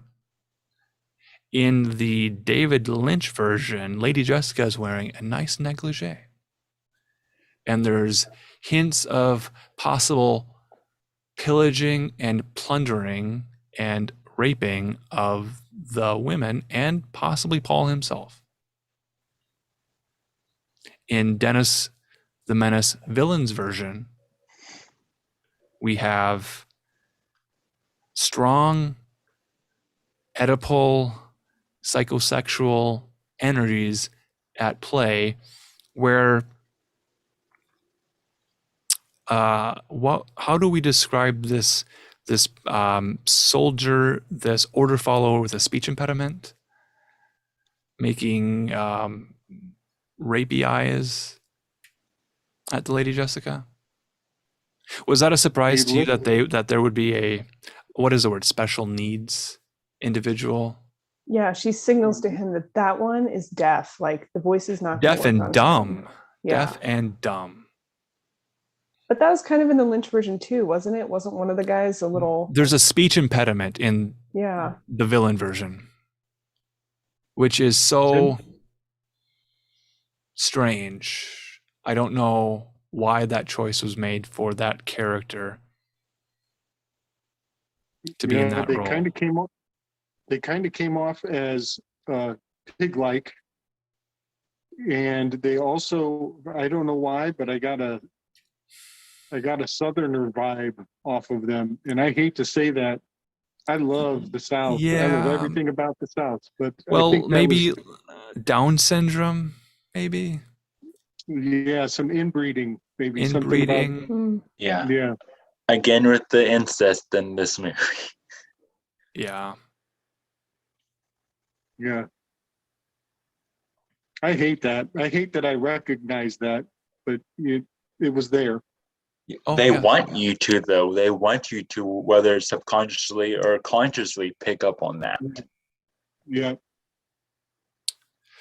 Was it like an incel, like an involuntary celibate with Down syndrome, perhaps some level of mental retardation?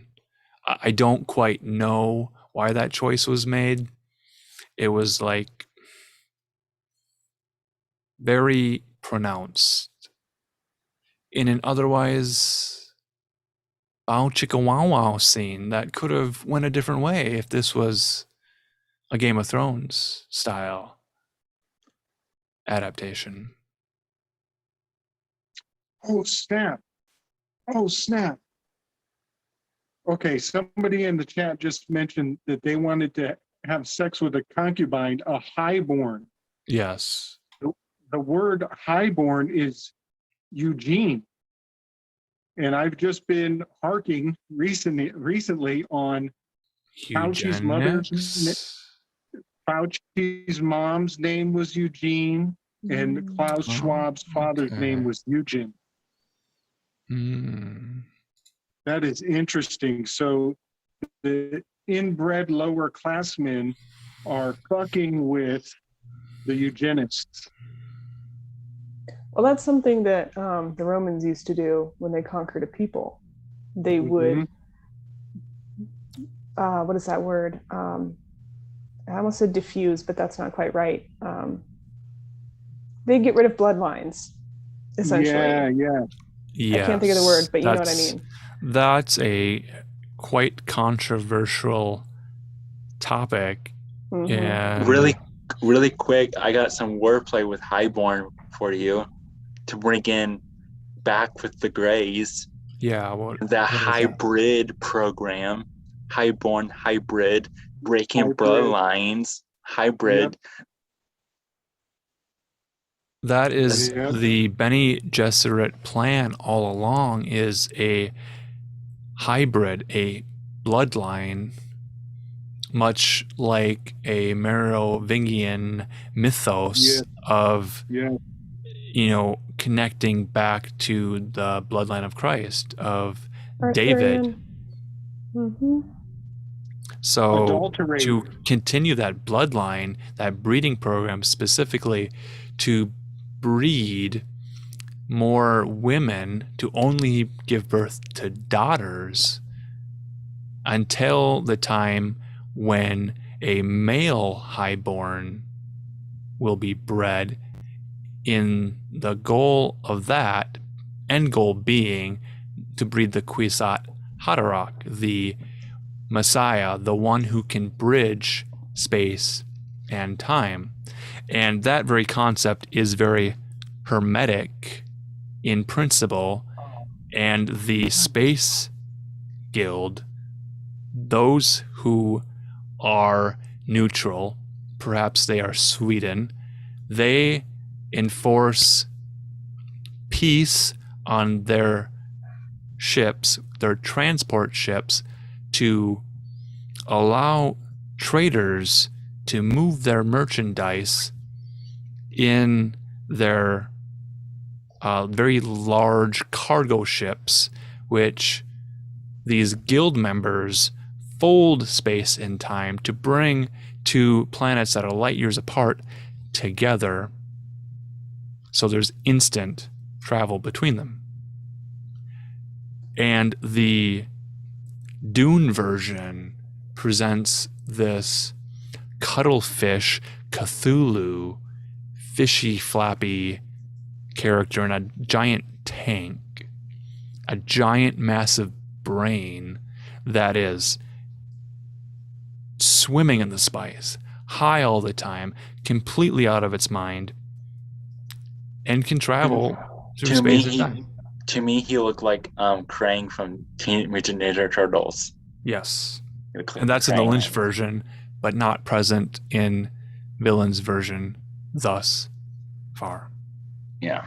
Villain's version is not at all psychedelic in any way. That entire aspect of 1960s drug culture is completely removed. There's one scene where Paul finally gets out of the ornithopter, breathes in the spice, and then I was like, come on, Paul. Come on, man. Give me a little more here. But he's like, no, I won't let the spice affect me. But the whole point of this novel is to be psychedelic and consciousness expanding. And the very act of watching this drama play out in the Lynch version, you could watch the Spice Diver edit, you could watch another fan edit, the 3 hours of the Lynch Dune material, and your consciousness expands and you're thinking ideas and thoughts that you never had before. And yet, I don't know that someone who watches the Dennis Villain version in 2021, who is not at all familiar with the Dune material, will have any sense that there's a psychedelic microdosing psilocybin connection here. Mhm. They make You it don't such a see- physical experience with the Yeah, you doctor don't- checkup. Yeah, you don't see the blue eyes until months later in the film compared to the Lynch version, Hmm. where you see Oh, that yeah. very early on. Good point. Yeah, that's So- those people's reality. Go ahead. Yeah. So a whole bunch of thoughts came to me while you were saying that, Alan. Space travel, the spice is the key to instantaneous space travel. That ties into the Inquisition. One of the subjects of the Inquisition was the flight of the witches. And they were accusing them of some sort of sacrament that allowed them to meet up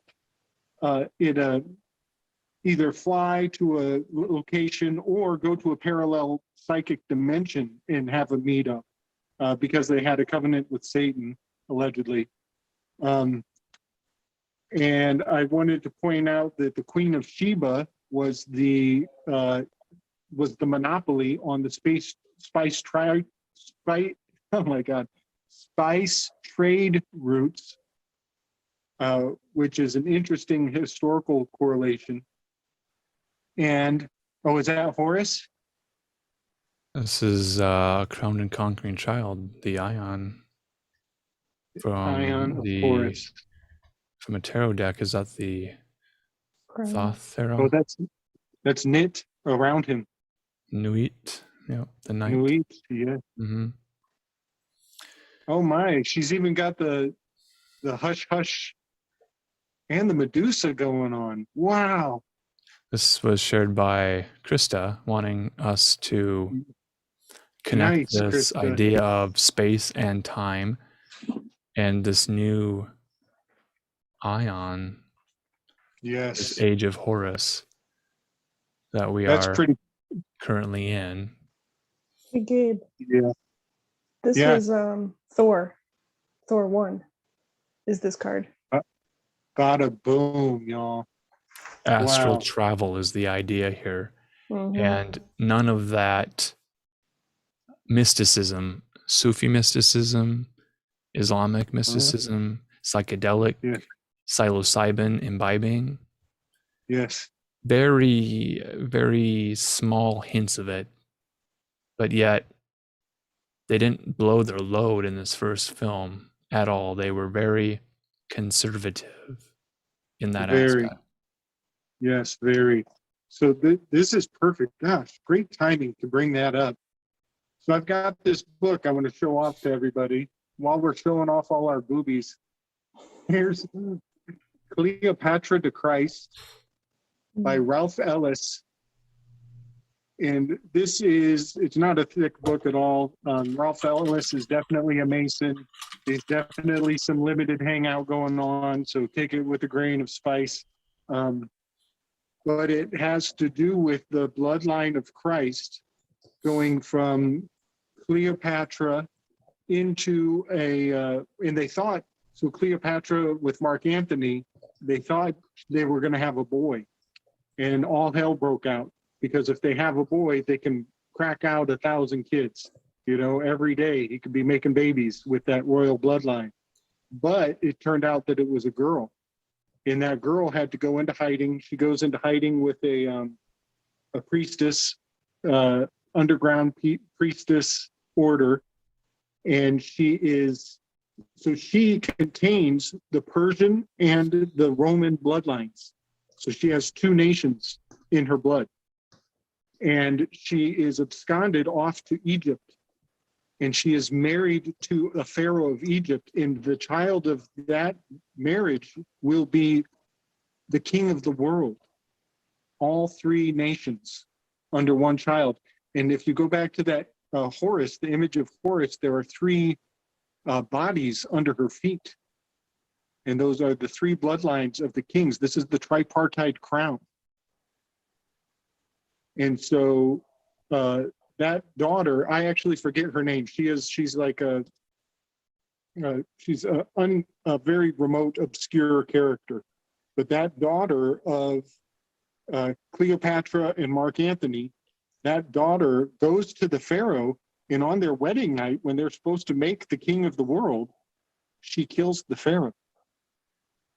And she goes on the lamb, and she makes a run for Bethlehem.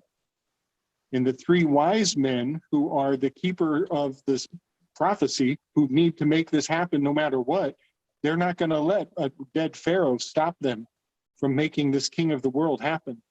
So they take the semen out of the body of the pharaoh and put it in a golden vessel. And they track her down, and they follow her. And when they find her at this far off land in Bethlehem, in a remote shanty, in a manger, they give her the golden Kris knife dildo that is instilled with the pharaoh's semen, and she is able to have an immaculate conception. She's still a virgin. Ain't that some shit? And that's just the Cliff Notes. Wow. I'm pretty sure a lot of what he puts forward in this book is being woven into the Dune story in a major way. I can see that, especially with all the fluid mixing and drinking. And this age of the Ion of Horus. What is it called, Rachel? What would you call it? I'm not manifesting it, so I didn't recognize it right away, but Krista's doing a good job pointing it out, the Age of Horus, but that's the Aeon. Okay. Which is, when we were talking about your Marvel movies, that's Thor. So it's basically, wow. This is all, it goes back to what I keep saying, and I'm so sorry to repeat it, but it just goes back to attempting to reignite this Age of Leo. When we're talking about this single God, this single entity, this single savior, the one, they're bringing back the Matrix, Neo's the one, all this stuff. it's not about that anymore. It's Yeah, just yeah. not. So, Um, in what ways is Dune a story about controlling timelines, not only the future, but rewiring the past to create neural circuitry in future bloodline figures of the Bene Gesserits, the mothers of the Golden Dawn, bearing like children. a great reset. mhm. They want to control the timeline. They want the spice to continue to flow. The spice flows in all directions, past, present, and future. Well, rather than telling a story about a feminine hero, they're taking a masculine story and making it a feminine. That's part of it. Because there's so much emphasis on Chani. I really don't understand the character of Paul in this movie. I have very little understanding of who he is. And Kris and I were talking about when he's in the tent and he calls himself a freak. But if you are familiar with the Dune universe, the Bene Gesserits are something he knows about. He understands who Mentats are.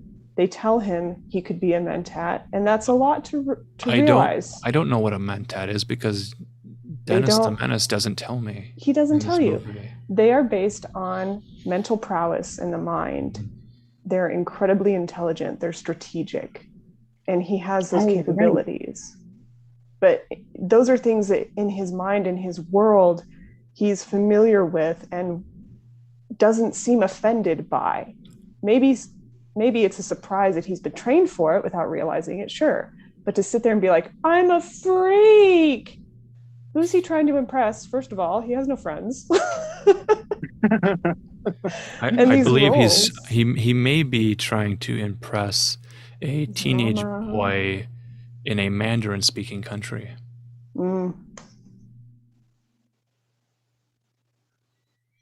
This Warner Brothers company, Legendary, whose logo resembles, in my mind, a waffle, like a Celtic waffle, is owned by a Chinese holding company. The rights to Dune as a video game are in possession of a company called Funcom. Now that's a Caucasian European country business, which was bought out by Tencent, known for their mobile games, out of China. So Dune is now controlled majorly as a majority, if I can understand how this financial system works. But all clues point to China being in control of the Dune Spice franchise now and moving forward. So and I Hollywood, put it out. and Hollywood in general, which I would just like to point out, since we're talking about Celtics and Legendary with the Celtic symbol and everything, that remind everybody that druids made their wands out of wood of holly trees. Yep. That's where we get the name Hollywood from. Yeah, and Dr. Yui, played by an Asian appearing character, I call him like the Fu Manchu thing from like Flash Gordon. He speaks Mandarin, and a Mandarin audience seeing this on an IMAX screen is going to hear a language they are familiar with and will be brought into the Dune universe. I don't know that they have seen David Lynch's Dune. They've certainly not seen this version with William Hurt. The Chinese audience is, in my mind, the primary audience for this new Dune property moving forward. That's a good.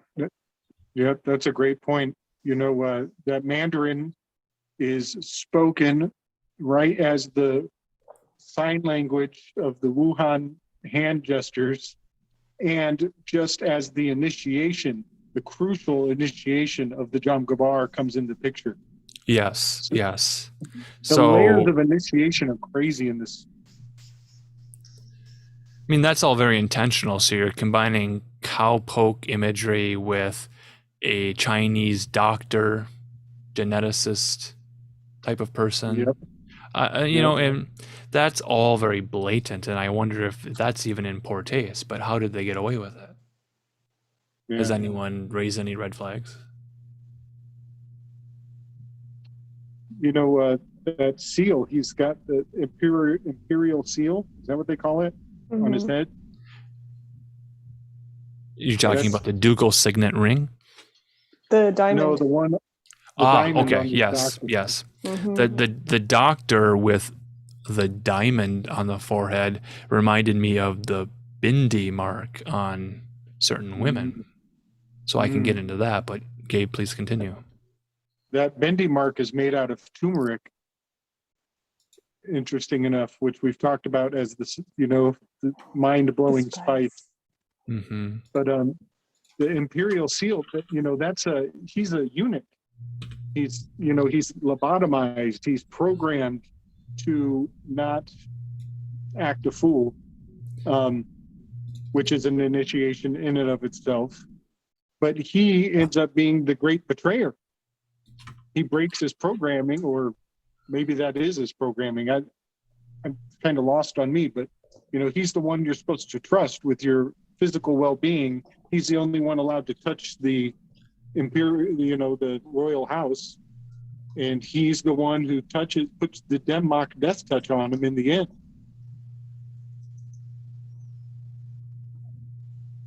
I'm going to have to go in a minute, but there is something else I wanted to bring up. Yeah. And Yes, please spill your load before you leave. We need all of it right now.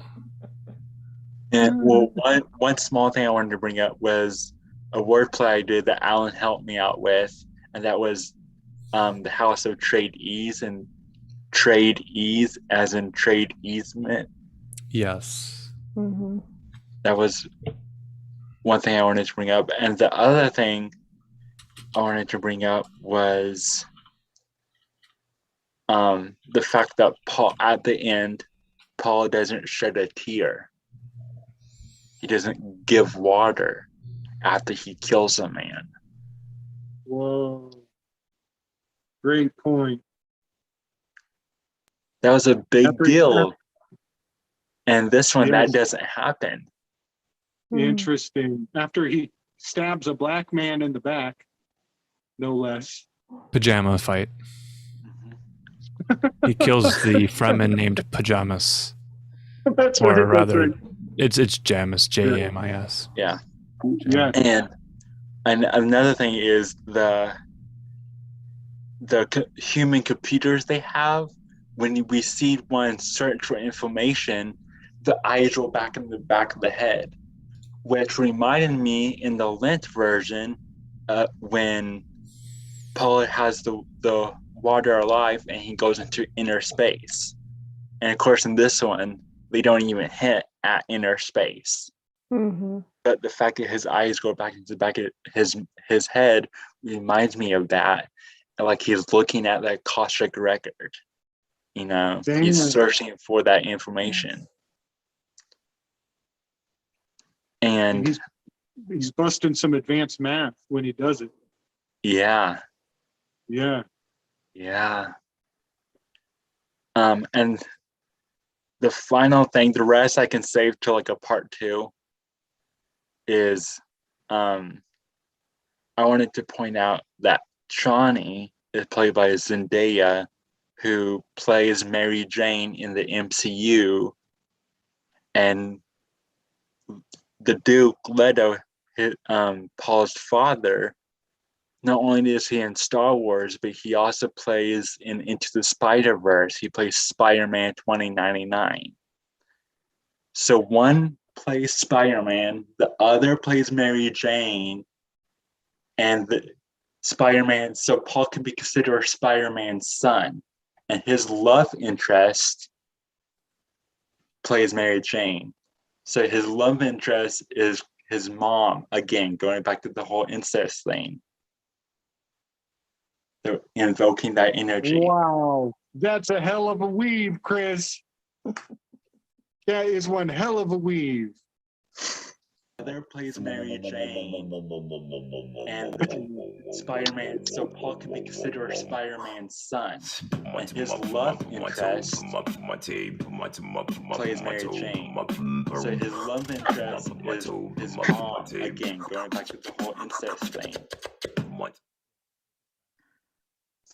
I don't know if Alan has a question for me before I go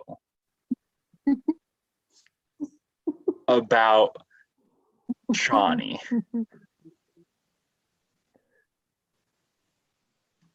I'll let him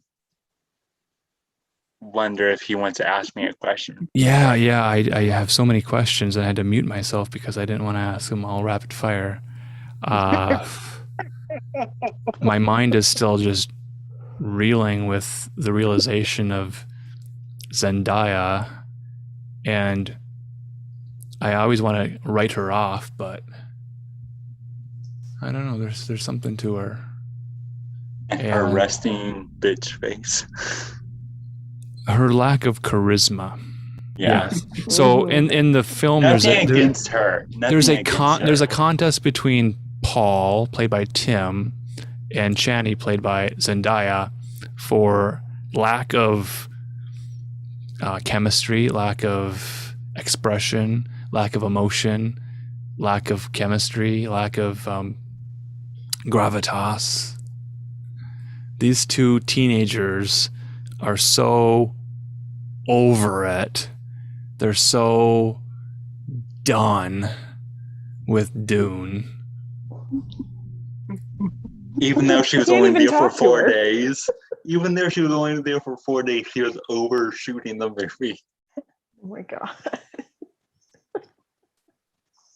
Yeah, we could recite the lines of Paul in Dunk, in which he says, Channy, to get her attention. And when he gets her attention, he says, never mind. That's right. That was the worst part. I was like, oh, he's going to say something? No. Not even like after the whole ordeal. Paul does not know how to talk to women, even with the voice. He could drop panties like that, but he doesn't even go there. He doesn't even think about it. No, it's not a thought in his mind. Oh, never mind. It's great power comes God. great responsibility.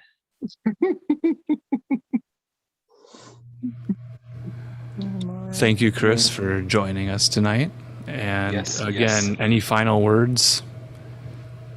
I don't know if you want me to tell the story of when I met Zendaya or not before I go. Yeah, that's relevant because there's a lot of us who are older than as a Disney musical show series. We don't have any awareness of who Zendaya is, and now we're seeing her everywhere, and we're like, who is Zendaya, and why is Zendaya, and what is Zendaya? And you have some insight because you've met Zendaya. Yes. First off, nothing against her, but I'm not a big fan of her per se. But I did. I look at the date of the photo I have when we met, and it was 2012, February 11th, 2012. So back then I had the chance to meet her because my sister was a big fan and someone we knew weave some webs, and we was able to sit down with her for a small period of time. And without getting into too much detail, I was kind of over it because I was, like I said, I was aware of her show because of my little sister, but I was too old. I wasn't the demographic for the show. And I, at the time, I had thought, oh, the days of Disney kids growing up to be real actors is over. No, none of the ones I've seen from my generation or for what they're feeding my sister are going to be that they're just going to be like drug addicts or something when they grow older. Like they're just going to fall out of the zeitgeist. But funny thing, one of the few famous people I've met, I am using air quotes for the people out listening, famous people I've met, proves me wrong. She becomes the face of Dune, the face of Mary Jane in the MCU, two multi-million-dollar franchises, right? And both of them are supposed to be, they have their own character, but they're also supposed to be the romantic, the attractive one for the main character and for the audience. And as Alan has mentioned, she's very petite, she's very boyish, So I think, but they still her as a very sexualized icon. And to summarize this, I would like to point out a picture I saw on Instagram the other day. It was her with the guy that plays Paul, that looks like Maud, the Golden Dawn lady. And then it was a picture of her and Tom Holland, who plays Spider-Man in the MCU. And then it was her, and I forget who the third actor was, but another actor she was associated with as the female lead to the male lead, and all on red carpets for their respective movies. And the caption of it was, "Zendaya controls all the men." And that puzzled me because I go, does she? Does that monotone, very, emotionless, boyish figure, does that control the men? Going back to the Bene Gesserits, how they control the men. They control Paul, they control the Baron, and all these other male characters in the Dune series. But does Zendaya, does she control? And that was a question I asked. I go, that's what they're feeding us, but is it really true? And so I just think it's really interesting seeing someone like her and how she's portrayed and showcased in the entertainment industry.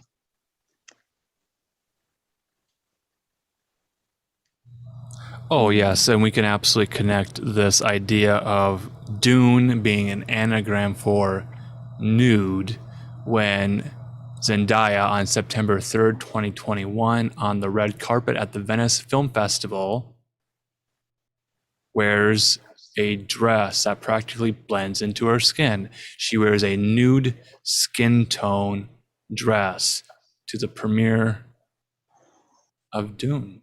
Just like the black-eyed kids that the Baron has. Who is the Baron? Is she a black-eyed kid? Then who's the Baron of Hollywood? Is it Dennis, the villainous menace? Wow. Or is it someone else?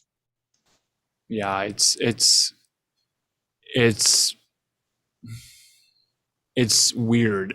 That's all I can say about that. It's weird that Zendaya is this Disney anti-princess in a series. Was she with Bella Thorne in that Disney series? And we know that Bella Thorne later went on to famously open an OnlyFans account to make more money for her to buy drugs. And then Zendaya appears in Euphoria, which is a series that is about drugs, teen drug use, and is far more psychedelic than Dennis the Menace villain's version adaptation of Dune, Dunk, 2021. So she's already been portrayed as a drug user, and yet in this new movie, it's sanitized and stripped clean and sanded down with a fine grain grit sandpaper, which reminds me of another quote about how they take showers in Oh, Arrakis. shit. That's right. You scrub your ass with sand. Okay, guys, I'm gonna go, but much love. Thank you for having me on. It's nice to meet you in person, Kris. Yes, yes. I love talking to you guys on the Telegram, and it was amazing being able to come on and talk to you guys. I really, like I said, Do it again. I have more notes, and I could go into even more research for our part two. So if we do that, I can definitely come back on. So Awesome. yes. Sweet dreams. Sweet dreams. Night, Kris. There's a few hanging chads left in my mind. I was playing the song of the Sardaukar training, and that's that beatbox. That's by a guy named Marcus Perez, I want to say. I'll have to make sure we cite that source. He did a great job creating that meme. And in that scene, there's marks being placed on the forehead of these soldiers, like red marks. Now that gets us back to the Bindi mark in Sikhism and the diamond mark on Dr. Yui. And I think I got that pulled up here somewhere. Basically, yeah, I'll find that again real quick. But it's this mark on the forehead. In Hinduism, it's called a tilak. Sanskrit tilak means mark. It's a mark made on a Hindu's forehead. On a man, the tilak takes the form of a line, or lines usually indicates his sectarian affiliation. On a woman, a tilak usually takes the form of a bindi dot, which has its own symbolism. So the tilak is worn every day by sadhus and pious householders, and on special occasions like weddings and religious rituals. A tilak, T-I-L-A-K, is also applied by a priest during a visit to a temple as a sign of the deity's blessing. So in this scene on this prison planet Secundus something, where the Salutis bull is ever-present danger, this tilak mark on the doctor is a symbol, and these Sardaukar warriors are being like anointed in blood to go to Arrakis to genocide the Atreides. Jim, what are your thoughts?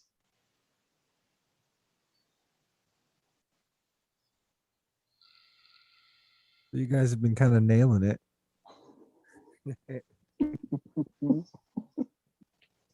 Gom Jabbaring it. Yeah, for sure. It's I like they're hanging upside down pretty much, getting waterboarded by the rain in preparation to go to a desert planet. Yeah. Anointed with red, maybe blood, being sort of drowned in this water to go to a place where they're going to have to preserve all their water. So it's like, soak them now and hydrate the skin. It's like major excess. Mm-hmm. Brainwashing. There's that aspect too, with the droning beatboxing, Brainwash. Mongolian Mhm. throat singing. It's definitely a ritual, and that guy up top doing the throat singing that's been memed so many times. I wonder if he's like a military leader. Is he a priest? What is his role? I got more questions about that. Well, it's like the guy in the middle of the boat hitting the drums to everyone to keep time to as they're rowing. He's got to be, Mm. you know, an admiral, or I don't know, maybe not the highest, but it's a high status thing to do, I would say. You'd have to be some kind of a priest, or, you know, whoever you let into your brain, or you put into your soldiers' brains to program them. Mm-hmm. A minister of sorts. Yeah, with that sound. That Yeah. Hans Zimmer score. Very atmospheric, but not memorable. There's no Brian Eno prophecy theme here.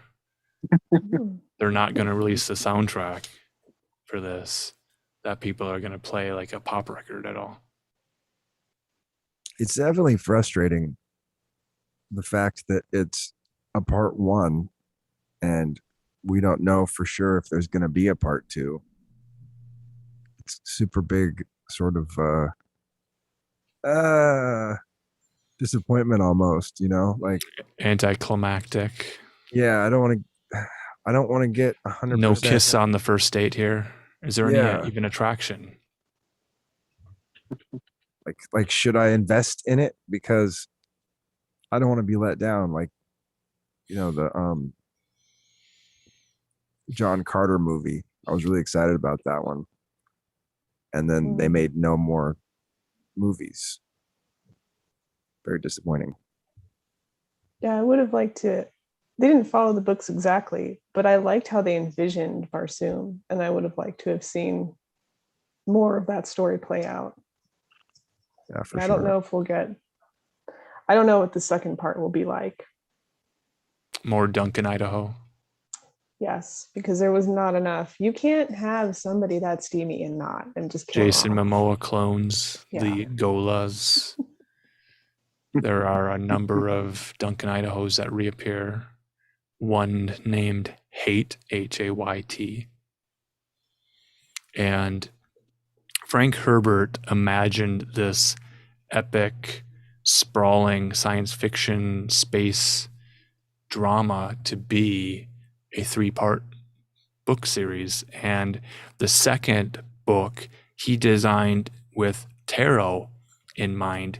He wanted it to be magic and synchronistic, and to create a tarot for Dune, and then use that tarot of Dune to be sold as a merchandise item to tie in with the book. So he was already thinking of merchandising, and probably inspired George Lucas later with his Star Wars merchandising idea. So if the film itself doesn't make money over the long term, the merchandise will. Yeah, I always point out that Star Wars is Twilight speak for store wares. And Dennis Dunk version is the Stephanie Meyer Twilight version of any kind of romance for the female audience. I had a question which might be offensive, but I'll ask it anyway.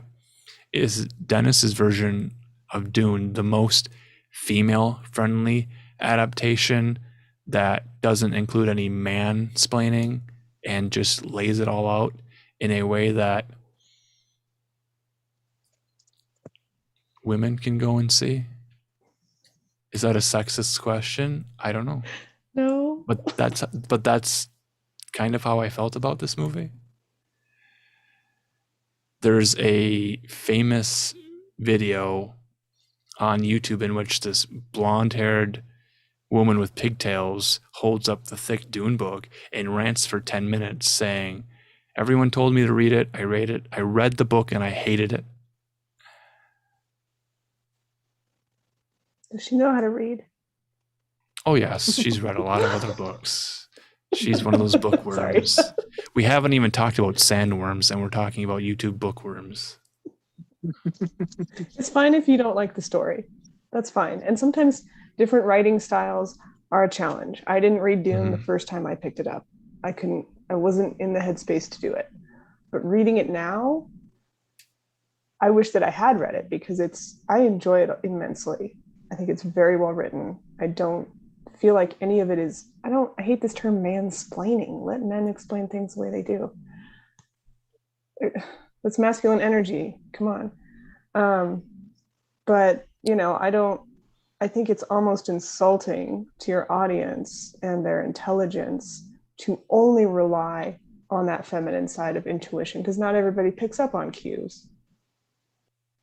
So, to make it this big feminine empowering thing does the feminine a disservice, because it's not even honoring the way that she teaches or communicates. So if you're gonna do it, at least do it right. I don't know if there's a right way to do it. I don't know if anyone has figured out what that way is. Maybe that's part of this process. But it just seemed, it was too mysterious. It was so High Priestess in the Moon that it was like, what are they getting at? What is any of this? None of his visions made sense. I thought the movie was almost over, almost through every single one of them. I'm like, it's fast forwarding so quickly, but there's still like 20 minutes left. Like, none of that was explained well. And, I think with Jessica and the Bene Gesserits, they would have explained that type of phenomenon. I mean, there's a reason she's asking about the dreams. When you talk about those things, you talk about those things. It's not all cloak and dagger. You don't learn anything that way. It's too bad.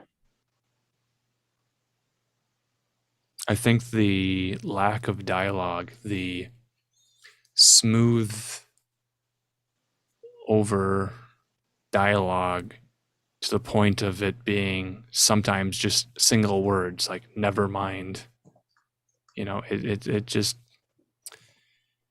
it makes the movie feel like it's a lot longer than it is, because the space between dialogue is so sparse. And there was a point when I watched it the first time and I got halfway through it, and then I just got up and walked away from it. I wanted to continue watching it, but it was like saying, okay, you can get up, walk away, go to the restroom, come back, and you won't have missed an important line of dialogue.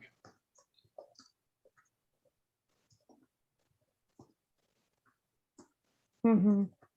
Yeah. And the inner monologue, there's none of it. There's no narration, there's no voiceover, and there's no inner monologue. For better or worse. Inner monologue. I think that's come up in some of the groups that we're in, people who say that they don't have inner monologue. Yeah. In our real world right now, I'm speaking through a microphone, looking into a camera. This is a virtual reality. And while I'm doing this, I'm having an inner monologue that you can't hear because it's in my mind.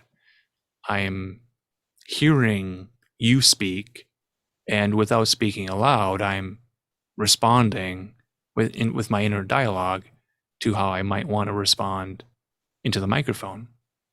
And there are people born today who do not understand this concept. You explain to them what an inner voice is. You give them a book and you say, now read this with your inner voice. And they're like, I'll read it really softly because this is my indoor voice. And we say, no. Your inner voice, like you have a mind's eye, an imagination, you can see images in your mind. You can read without moving your vocal cords, without moving your lips, because there's people that'll be told to read silently and they'll still move their lips as they're reading without vocalizing it. And they don't have the ability yet. They don't know how to read silently to themselves. And they don't understand how to have an inner monologue with themselves. And Dune, the novel, is filled with page after page after page of a single character having an inner monologue with themselves. And all of that is polished, clean, and removed from this sanitized version. And does that reflect people of today who can't read it with their inner voice. More relatable. Mm. So would people watch a movie with a whole bunch of inner monologue and just think something's messed up, or like it's some kind of weird editing, like future voice conversations that happened some other time over the scene of right now? Like, It's like the characters reading from their diary or something. I don't know. Well, it erases your ability to have visions like Paul is supposed to be having, Yeah. because so much of mental and spiritual capability is internal, so that by the time you get to your voice, the tool that you create with, you can be intentional. So, how do people who don't have any of that be intentional with their speech? well, I guess the How do simple you- answer is they're not. It just comes right. Yeah, it just right goes out. right through. I have a Yeah. hard time imagining how it would be to, like, I can think about what it would be like to be an animal, and how they think without words, but there's forethought, like it's more like memory sort of thinking, but I can't imagine what it would be like to not have an inner monologue. I just don't understand. What is in there? Paul Muad'Dib takes the name of the desert mouse, which is reflected in the sky over the desert at night in a constellation. Muad'Dib is a desert mouse that is able to save its own water through its like large ears and things. And that's another moment in the film where people are pointing at the screen like, it's a mouse. I see a mouse. I see a mouse. But maybe not understanding that that mouse is symbolic for Paul, a stand-in for Paul as a meek boy who's inheriting this arid earth to become the Duke and the God Emperor at some point. And all of this is set up for him. And then they look at the screen and say, oh, that's a cute mouse. What does it have to do with anything? We've been watching this movie, and now Paul is going to have this inner monologue saying, I feel like a mouse in this situation,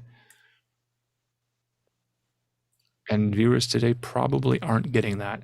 And the point I really want to close in on and hone in on and make our landing on is the power of science fiction to be consciousness expanding, to fill the imagination and allow us to practice a form of magic and learn about astral travel and hermetic principles and the power of words and the inner monologue and the voice and the power of consciousness.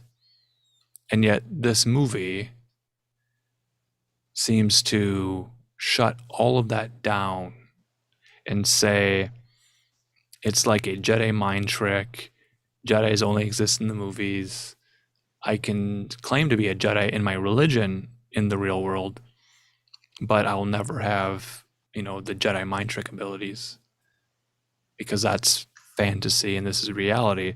So it gets back to the idea of being a biological robot in a meaningless world in which the idea of magic and mysticism is a byproduct of taking a psychedelic drug and having an hallucinogenic effect. So drugs are a recreational thing for fun to escape the world that we live in today, 2020, all the trials and tribulations we're facing. And yet this movie could inspire so much hope and inspiration. It could be a never-ending story. We could write our own gospels. And where does this movie leave us with? A cliffhanger. Mhm. Yeah. Yeah. It's too bad.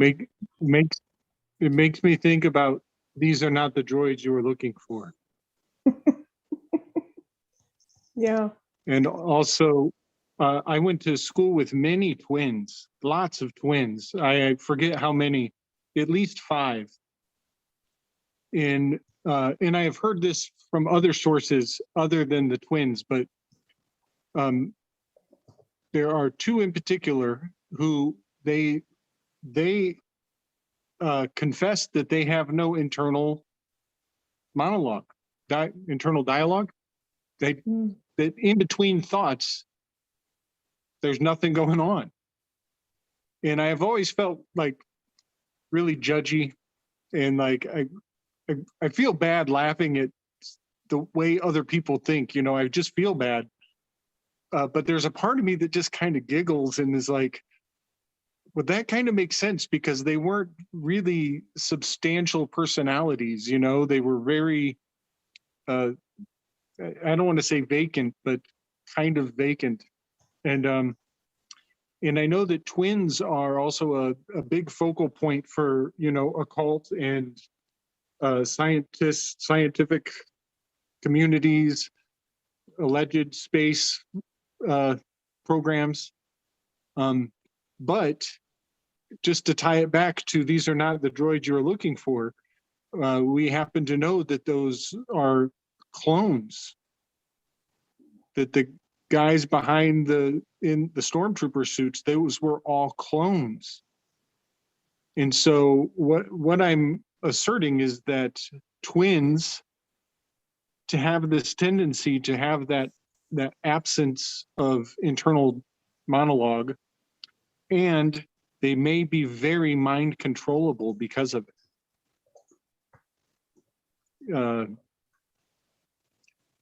And no offense to anybody out there who's twins or doesn't have internal monologue. I'm not trying to make fun of anybody. But I got another rabbit hole to just put out there, and I'll try to be really quick about it because it's a big rabbit hole. But is it like the idea of Rudolf Steiner warning us that a Gom Jabbar cow poke would remove all sense of spirituality? Good point. Yes, very. What were good you point. gonna say? Well, no, that's a great point. That would be the culmination of it. So, and I'm making a lot of real broad connections. I'll try to keep it real narrow and specific here. But after reading Immanuel Velikovsky and understanding the electric universe, I went back and I reread the Septuagint with this preconceived notion that Saturn sat at the North Pole once upon a time, and that we were in a columnal alignment of planets. And when I read the Septuagint, the old Septuagint, with this preconceived notion that there was a literal body in the heavens, a visible planet that was huge and domineering in the northern skies, there becomes a substantial argument for the fact that the Old Testament characters literally could hear the voice of God, and that they were having an internal dialogue with a heavenly being who was literally like a big giant in the sky. And when you correlate that, now that's the Septuagint. Then you get into some of the book of Enoch, and then you get into some of the book of Jasher. And what happens is that big giant character, God figure sitting at the North Pole in the sky, falls out of alignment. And eventually there's a removing of that alignment of that body. And Saturn and Mars seem to get further and further away, which is very much encapsulates the story of Enoch. He was no more, and then he was no more. And if you read, I think it's in Jasher, that Enoch actually comes back after 6 years, and then 12 years, and then 20 some years, and then 30 some years. Well, that could be this strange rearranging of the orbit of Saturn returning. and the Mm. ability for the psychic connection to return. And so think of that axial alignment as the Tower of Babel, and everybody speaking in one tongue, psychic communication, and this removal of Saturn causing the confounding of tongues. And now we need sounds and other forms of communication as a result of it. And then to put it all into the context of Dune, the old Dune, we could hear their thoughts. And now after time has passed, there's no, it's brainwashed, it's washed away. I love everything you just said. Saturn is in Aquarius right now. And Saturn very much has to do with, yes, putting up boundaries, but also breaking them down and setting new ones. And Aquarius being close to Pisces is that communication. It's that big air, that the waves of communication. I think you nailed it. I love that Saturn's in Aquarius right now. I think it's great.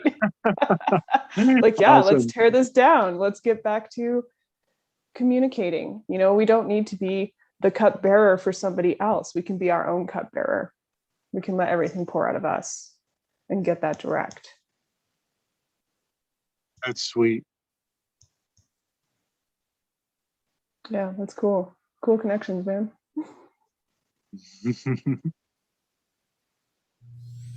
So here's your cup bearer on the red carpet, almost bearing all in a nude looking wet dress on the red carpet. She think looks this is, very Sekhmet in yeah. this. Oh, yeah. Good call.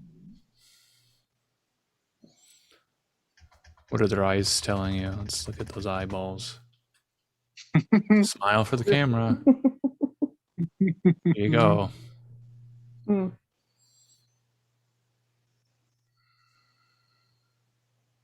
Do you think they've got inner monologues going on right now? No.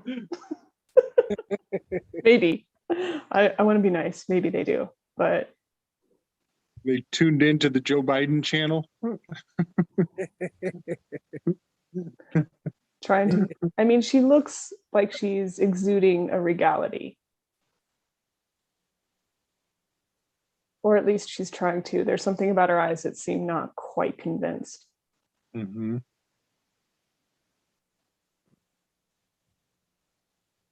Just a candid photo of a nude dress on the Dune premiere. She is Arrakis. I kept getting that in the movie. She is Arrakis. Calling to him. Which isn't terrible. That's a theme. Looks like a snake. Mm. Mm-hmm. Oh, she's got the one boob of Columbia going on. She's doing the Janet Jackson there. Oh, wow. Yeah. Sculpture. Yeah, Interesting. the intentionality of the Mm. lines on the dress. I'm sure that there's a stylist and a team that put this look together for her. It is lovely. I mean, it is even very down to lovely. even down to the shoes being nude shoes for those who are into comparing feet. And he looks like a preacher. Yeah. Yeah, he's tall and thin. Certainly. Those pants look kind of almost like a reptile. Is it It's velvet? like a That seems crushed hot. velvet, maybe.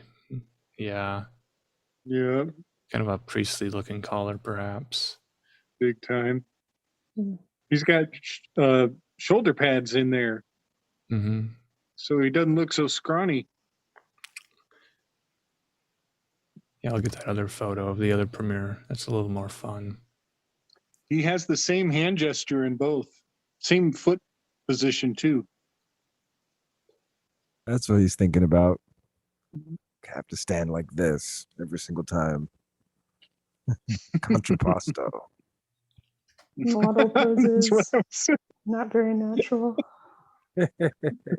Maybe, I don't know. I mean, this is a couple here. These are the future of this film franchise for I don't know how many how many parts we'll see.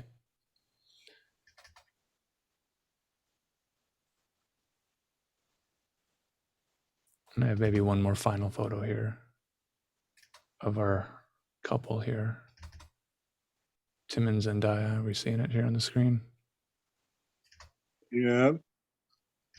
So there's some interesting color clashing noted here. But if you just zoom in all the way, the pattern is this mushroom pattern next to a checkerboard pattern. Oh, wow. Yep. So she could be Anna. So this is Red Lodge, Blue Lodge. She's the Amanita, the red with the white spots. Yep. And he's the cow poop mushroom. Yeah. Those are the two pills, the two pillars, the two caps. Red pill, blue pill. Psilocybin mushrooms bruise blue when you pinch them. Nice. Yep. Non-psilocybins bruise reddish brown. That's it. And Rachel, her getup in this one reminds me of your masterpiece you're working on. Oh yeah, the metal. Yeah. Yeah, it's very. I like it. I like the design. It looks heavy though. I don't know that it looks comfortable necessarily. Yeah. Some chainmail armor here. She's more of a paladin than he is, perhaps. She's more guarded. Yeah. This mushroom cult idea brings us to Mexico with Maria Sabina Magdalena Garcia, born in 1894. She's the mother of a mushroom cult, perhaps a real-life Bene Gesserit mother. So he's got the psychedelic mushroom pattern, and she's a paladin. What's a paladin? The bodyguard in the bedchamber. It was a joke too. Yeah, what's a paladin? It subtly seems like, for all their efforts at making it very feminist, that takes it back to him. He's the spice. He's the one that's psychedelic. She's the poison. To be careful of. Be careful of the feminine. Don't eat that apple. Don't listen to the snake. Interesting. Yeah, good point. She was in chains. Yep. They like to make it seem like some of these feminine archetypes are very free. But if anyone still identifies with archetypes like Lilith and things like that, I would suggest not. Like in the first picture that we saw, she had a snake wrapped around her neck that looked like it was biting an apple. Oh, wow. It's a way to control the dark feminine rather than balance it out. I think Beyonce's been dressed as the Red Lady, like a Magdalene type of figure. And the Magdalene does bring back Eve and Lilith into one. But they also, there's so much darkness associated with that in an unhealthy way that it just keeps perpetuating things that are not integrated, especially with narratives like this where it's still, Mooncat is going to show you Sundog. So there is that, the feminine will always show you the masculine. If she's etheric, if she's the sun, you're going to see what's beneath the surface when you dig it up. That's cool. It's not all terrible. It's just how you do it and why it's triggering.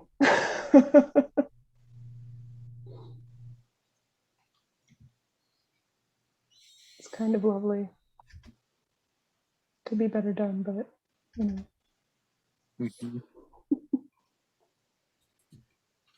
Alan, should we bust out the casserole now? I think it's been in the oven cooking for a while. It might be burnt take it out and taste it. So part of my kind of building on that idea of the internal monologue and speaking mind to mind, and this, this probably has something to do with that Saturn idea as well. Yeah, in fact, it probably has a lot to do with it. Here's our mushroom mother, Maria Sabina Magdalena, and her use of the psilocybin mushrooms.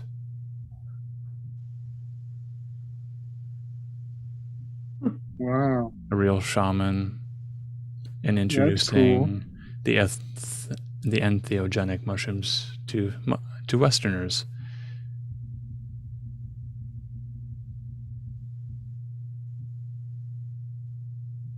This is the face of a woman that knows what a placenta looks like.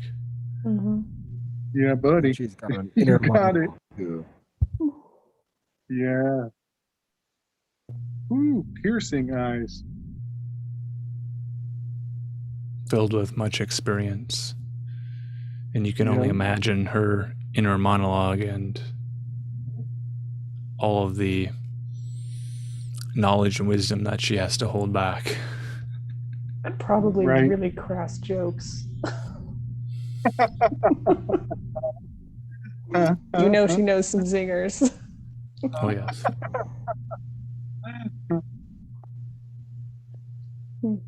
So one of my craziest theories of all time is the idea that, and I brought this up on my first Weaving Spiders with you guys. That was a great time. But I believe that there are certain obstetric practices at birth that involve consuming the placenta and transmitting it through the mother to the baby. And this has not only been lost, this has been forbidden. And I would even assert that this might be the forbidden fruit.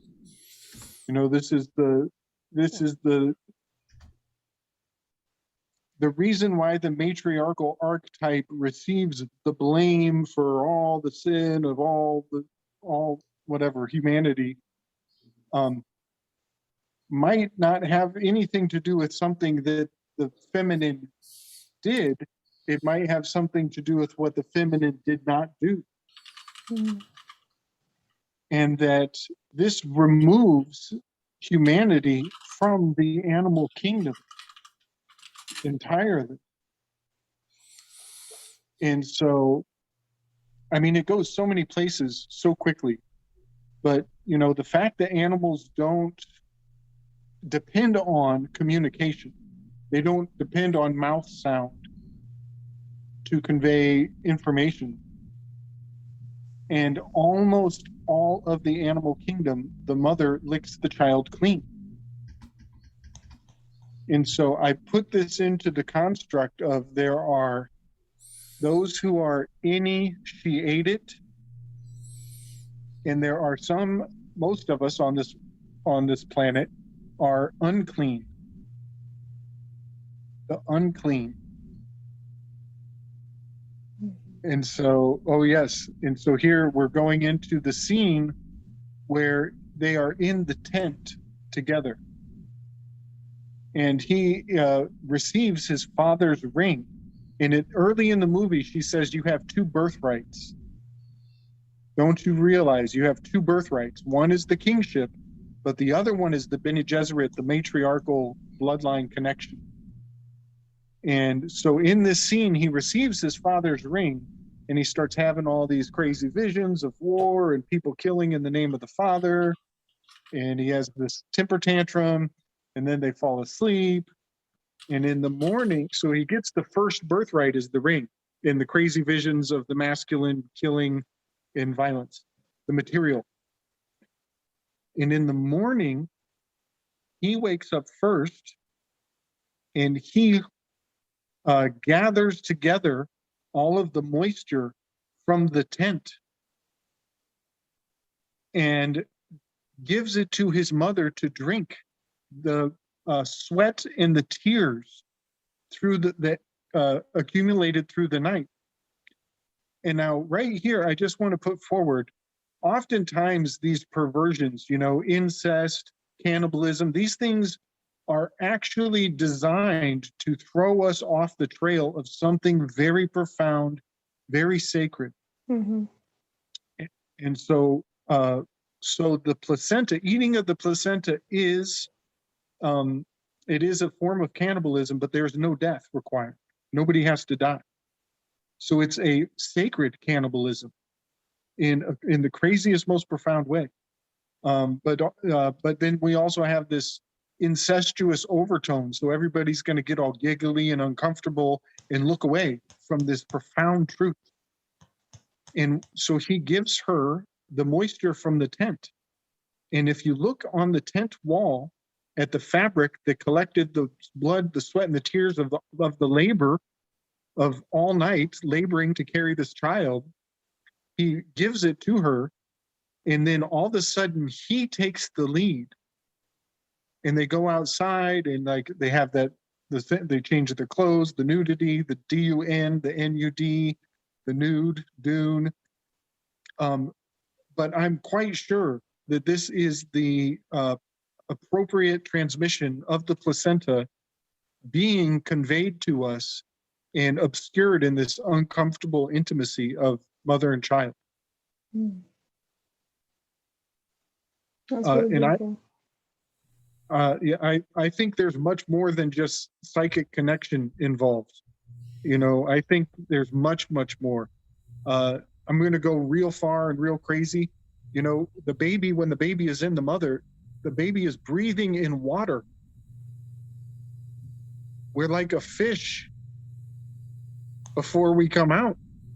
So is it possible that if the placenta is transferred, would we be able to go down and check out Atlantis? Would we be able to go, would we become the USOs? And would we be able to go underwater and be perfectly fine? Just a theory. I like that theory. Yes, the placenta develops along with the fetus and is there to assist in processing all of the nutritious materials for the developing fetus. And this is relevant, in fact, because the Shai-Hulud, the worm itself, there's the idea of the waters of life, which are not mentioned in this adaptation. So the waters of life is an important ritual thing. The point being, the worm will process this and create alchemically the spice melange. So the placenta in the womb, along with the fetus, is an important processing function of it's an external liver. It removes the poisons, it processes that. The worm, as we learn, the Shai-Hulud, creates the spice melange. And the baby worm is important in creating the waters of life. So the baby worm is in a tank of water to create the waters of life, which is given to Lady Jessica first, while she's pregnant with Aaliyah. So when the mother takes in the waters of life, that induces the birth of Aaliyah, who is born with the memories of all the Bene Gesserit sisters. Paul is later forced to take the waters of life to prove that he is the Kwisatz Haderach, because no male has ever survived drinking the waters of life. So you are your father's son. You are my son. You are here with me in the womb again. This is a moment of antinatalism, as Paul is telling his mother that he doesn't want to be born. He wished he was never born. He didn't want to be Paul. And he forces his mother to drink his tears, because this tent is a still tent. The technology is designed so that they can sleep in the tent without wearing their still suits and their mask and their breather apparatus.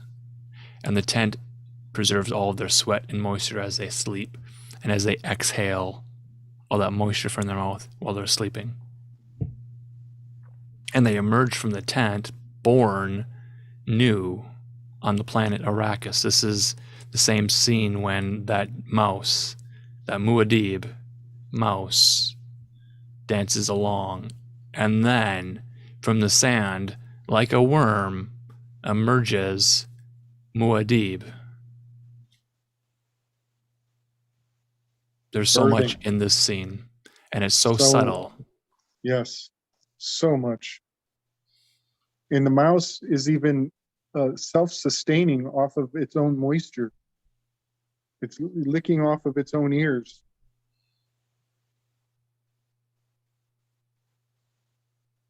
And then he takes the lead. He does the sand dance, and she follows in his sand dance footsteps. And here we have nonverbal communication, and even moving to the rhythm of a different drum. It's like an arrhythmic heartbeat. If a child Right. were in the womb and the doctors were to detect an arrhythmic heartbeat, that would be a concern for the mother. So when the child is born, Paul and his mother emerge from this tent, which is covered in sand.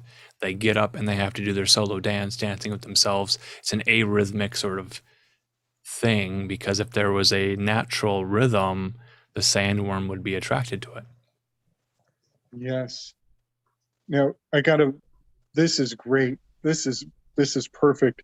So SB dropped some high grade material on me this last week, and I'm not going to let any cats out of any bags, but it had to do with the birth certificate, and the foundational, what the birth certificate means is that the organization was organized. And so here we have an organ, the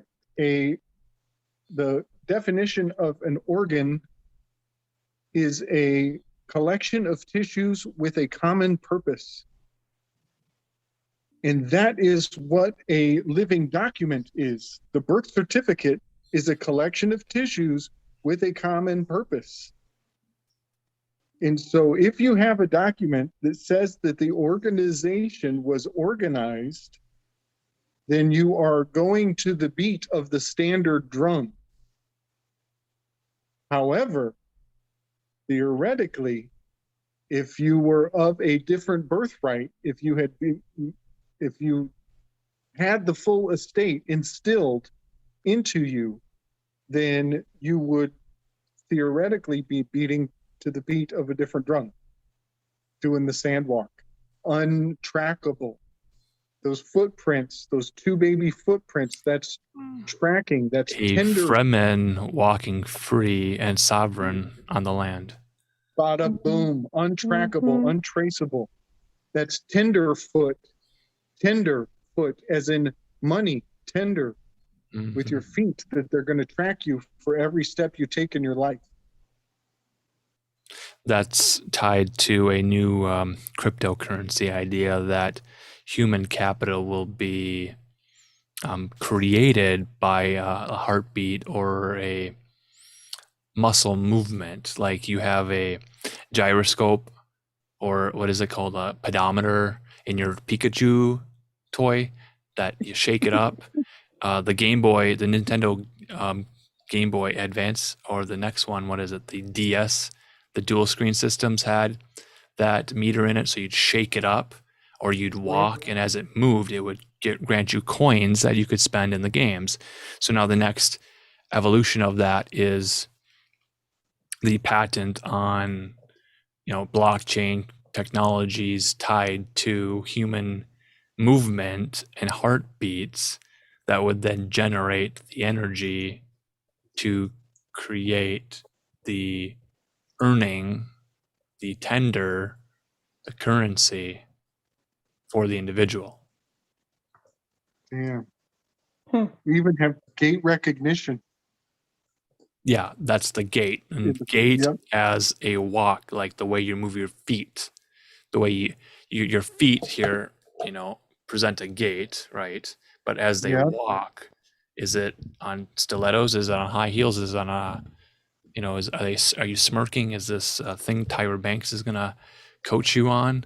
Like your gait, your walk, your swagger.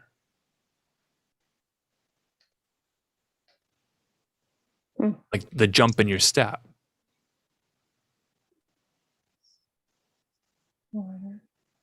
Interesting. He knows Gurney by his gait. Yes, he is in his training room and he has his back against Yeah. the door, Yeah, he does. say and that. Gurney walks in without his balisette, and Paul says, "Play me a song, Gurney." And Gurney throws a blade at him and says, "No, we're fighting, man. You're not going to fight when you feel like it. You don't get to choose when you defend yourself." Mhm. Gurney even says somebody else could have been imitating my gait. And Hmm. he's like, nah, I would have sussed it out. Great catch, Yeah. Jim. That's awesome. I've been able to tell who people are just by their gait. You can recognize somebody's movements that way, for sure. Yeah, when it's somebody you know. Mm-hmm. Mhm. That's Some how you people know like- if it's not them. Way off in the distance, and you can tell just by Yeah. the way the shadows move. Yeah, and even how they walk. Is it like heel to toe, or do they walk on the arch of their foot first? The feet. Mhm. Yeah.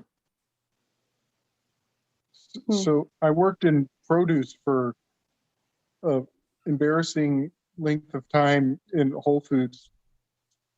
And I developed this interesting ability. So I had a bunch of friends around town who they love to sneak up behind me and try to steal my produce knives out of my sheath. And then they try to put my own knife up to my and so after many years of being on my toes with that possibility, not only did I get really good at seeing without looking, but I got really good at identifying people without looking. And it's the weirdest thing. I don't know how, but just lots of time I would know exactly who was approaching me out of, 60 people in the store. I could tell exactly who they were by all these little tiny indicators. It's kind of neat. Your electromagnetic field. Mm-hmm. Oh, that's that sense of smell, that sense of you can hear, you do feel it. Mm-hmm.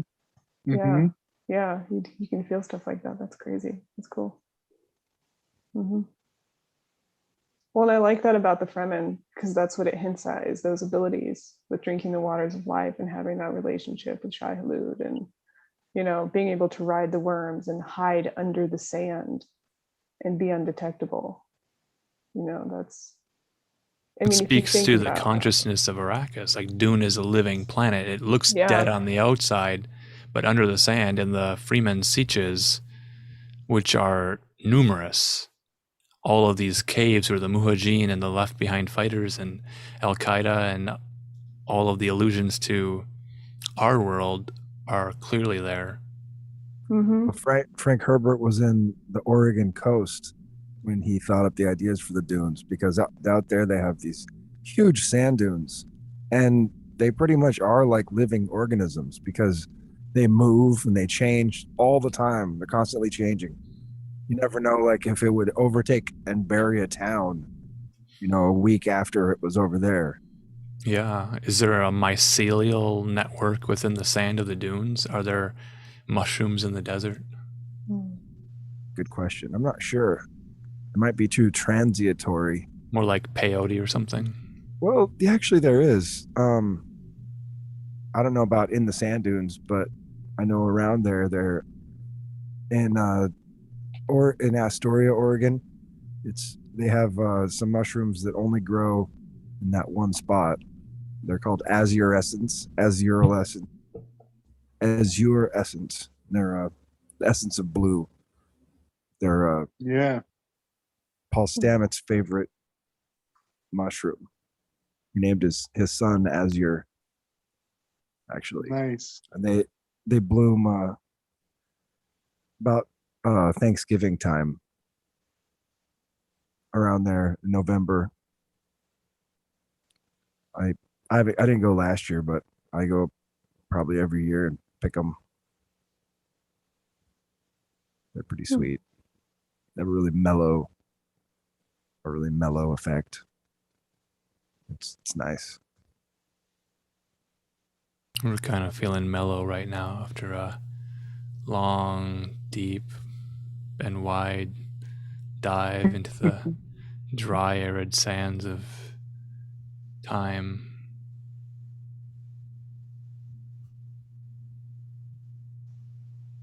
I will say, I think that's something that Dune is good at. I don't know if this film did a great job. I would have to see the second part of it to know. But Herbert's story brings the reverence back to these substances and these connections because it's all natural. I mean, if we were just living, you'd probably find it and we'd probably have a ritual about it, or somebody would know more and be like, here's what's happening to you. You're having this deeper connection with the earth. I mean, it's there as a connector point. But a lot of the focus is definitely on it as a commodity. And in society, when that's the case, I mean, look at the marijuana industry. It's an industry. Yeah. And most people do it recreationally, even though it is a medicine and people do take it medicinally. There are more people about getting high than there are getting high. And that's Hallelujah. that's big. It's really big. And you can always tell the people who they are. I used to work in the industry. So, it's amazing to me. And I do wish that there was a sense of reverence instead of like weed culture, because weed culture kind of does with the church and everything, the Church of Cannabis or whatever. Mm-hmm. And it is funny. We should have fun and we should laugh, but it just seems to be a joke. And I don't know anyone who is an actual shaman about it. I have yet to meet any. And I asked around just to know. I'm like, are there any who sits here with newbies and says, here's what's going to happen to you. Here's what this is, educates you, sits with you. No, the whole culture is, oh, you're a pussy, or you're a baby. You need your hand held. And, all this weird hazing about these substances when, this is connecting you to the earth. It is connecting you to something higher. And that should be something special. And it should be fun, sure. But, there's a sense of honor. And I really like that about Dune when they get to Arrakis, because it shifts all the perspective of the spice and what it is and who the Fremen are. They live with that connection all the time. Their eyes show it. Everything about them reflects that. It's more than just something that they trade and dabble in, and it's more than the money, essentially. And that's Uranus and Taurus. That's why you have to deal with that bull and change the relationship to it. I love everything you just said, Rachel. That was awesome. Hallelujah. Yeah, spice could be anything. Like in the comments, we're all trying to figure it out. Yeah. The idea of the spice melange being an allegory for something in the real world, I would suggest that it's an amalgamation of oil and opium together that are farmed in the Middle East. The idea of big pharma in our real world being this control mechanism, creating a service, a jab as a service to be received every few months forever in perpetuity as long as you are living, which will just increase profits for big pharma. So big pharma today is far more powerful than OPEC or fossil fuel or the petrodollar or Silk Road on the black market, on the dark web, or any of that. Who's babysitting all the poppy fields in Afghanistan right now? What was that in the news? I wasn't aware that any of that was still even a thing. I'm like, who's even buying any of that? But didn't we abandon some? Am I getting my news mixed up? Or we gave it to China? It's China's turn to babysit it? Yeah, that sounds about right.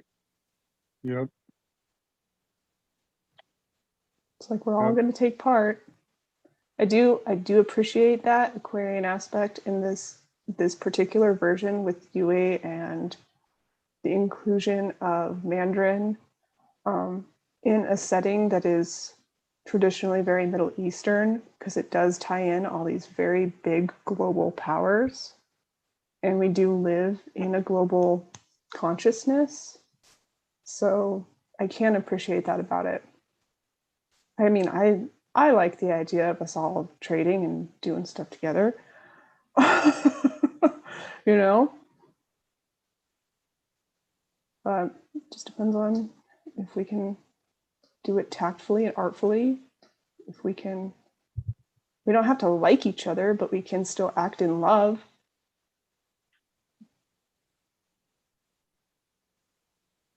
Which is nuts. Yeah, and hate is personified in the Baron Vladimir Harkonnen. He is robed in black, he's in darkness, he is evil. Doesn't get a lot of screen time, but when he does, he reminds us of Darth Vader, and yet there are scenes in which Paul reminds us of like a young Darth Vader. It makes me think of Marlon Brando in Apocalypse Now. Reminds me of Marlon Brando in the Island of Dr. Moreau, in which he plays this large man who is not given any dialogue. He's not given anything to chew on set. Poor Marlon Brando. And he's all white with all those little critters running around. He's like Thufir with his parasol and Dennis Dune. That's a great movie. We go back to the chimera of the spider again. If people saw that at all. That's a wild one. I love that theory that's the doctor's wife. It's just so morbid. It's such a good theory. It's an awesome theory. God. Oh my God, that's so... Wow. I'm accepting that as the lore. Yep. Oh, wow. Yeah, because in the movie, she said, "I want silence," and he said, "This pet can't understand." And then she but she insisted on them putting up the security machine, Yeah. or the light that silenced them. Yeah. It makes you think that spider was sentient and could understand languages, and she knew that it wasn't Right. really a spider. And she knew that, but those guys had too much hubris. Yes. This spider has human hands, 8 human hands. So it makes you wonder if it's a Frankenstein monster assembled from some of these children, or if it was bred to grow like this. There's so many questions about this one sex symbol here. It's clearly designed to be a pleasure model. If we go back to Blade Runner 2049, which was another film by Dennis the Menace, with those androids dreaming of electric sheep in their sleep, the night terrors of the succubus. This is clearly designed as a hole, a warm, wet hole. Yeah, it's drink. God. Got lots of hands drinking- for a reason. I don't know if it's warm, but I think Vladimir Harkonnen is sweaty enough for all of us. Mhm. It's got a saucepan, a saucer of milk, like a The- sex kitten. Wait, It makes me Yeah. think of that movie Pootie Tang, Yeah. when the hooker follows him back to his hotel room and he just like leaves a bowl of milk out for her instead of letting her in. oh my gosh, that's a saucepan on the ground it's drinking out of? Yeah. Okay. Mhm. Okay, I gotta go there. The Orphite Bowl. Mhm. Oh, So yeah, bro. Okay, so imagine that this is a gimmick that they run on anybody they want to mind control. They make wifey disappear. They don't have to really do it. They make wifey disappear and they tell him that now this is your wife. And we can change her back, but you got to do anything we tell you. Mhm. And so he believes them and he'll go do any damn thing because that's the most horrifying psychological fuckery you could ever imagine. But this goes back to Tracy's work on convincing somebody that there's a decapitated head that is one of their loved ones that can speak, Mhm. and convincing the person that that you have their soul, the soul of their loved one, or that you have their head here, and using it as this big psychological theatrical operation to get people to do whatever you want, when in fact the whole thing is just smoke and mirrors. There is something to be said for bone magic, though. So that's, I mean, if you think about, I almost brought this up in another episode, ossuaries that are Mhm. built out of bone. I mean, I can't even imagine going in there and feeling what all that would be. But I think, sorry guys, I think it was James True that brought up all the bones of all the ancestors in Israel Yeah. that are kept. Yes. I think Alan, Marcus, you mentioned the church was bringing a relic to your state, something like that. Yeah, Mhm. there is power in bone.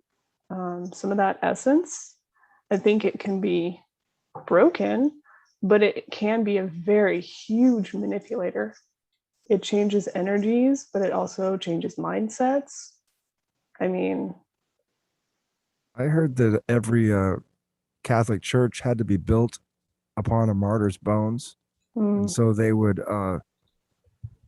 they ran out of martyrs, and so they would sanctify a child and sacrifice it so that they would have bones to put underneath the churches. I don't know how Gross. true it is, but yeah. Yeah, there's a reader that I follow, and he travels around and does readings in sacred sites in Europe.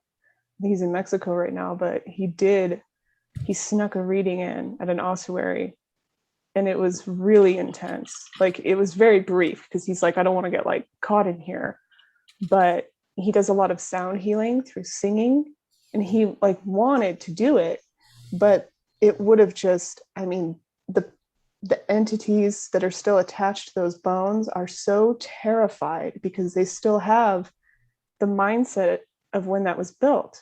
So they're in purgatory. They're terrified of being, am I going to go to hell because I'm still lingering here? Just like, don't touch that. Like, what do you do about all of this that's around? What do you do with all this kind of stuff? We have all these people like the Golden Dawn, and they only give you so much of the mysteries, and the rest of it,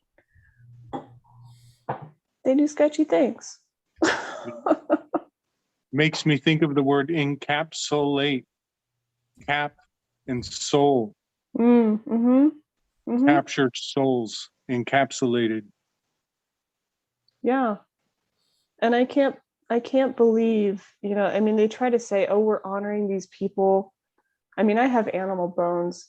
You have to be really conscious about your actions with them, and if those actions really are honoring. I don't know how many people in those places feel honored, that my leg's up there on the chandelier and my head is in that pillar, to be all over the place, to not feel rested. I don't know. That seems really strange to do to somebody.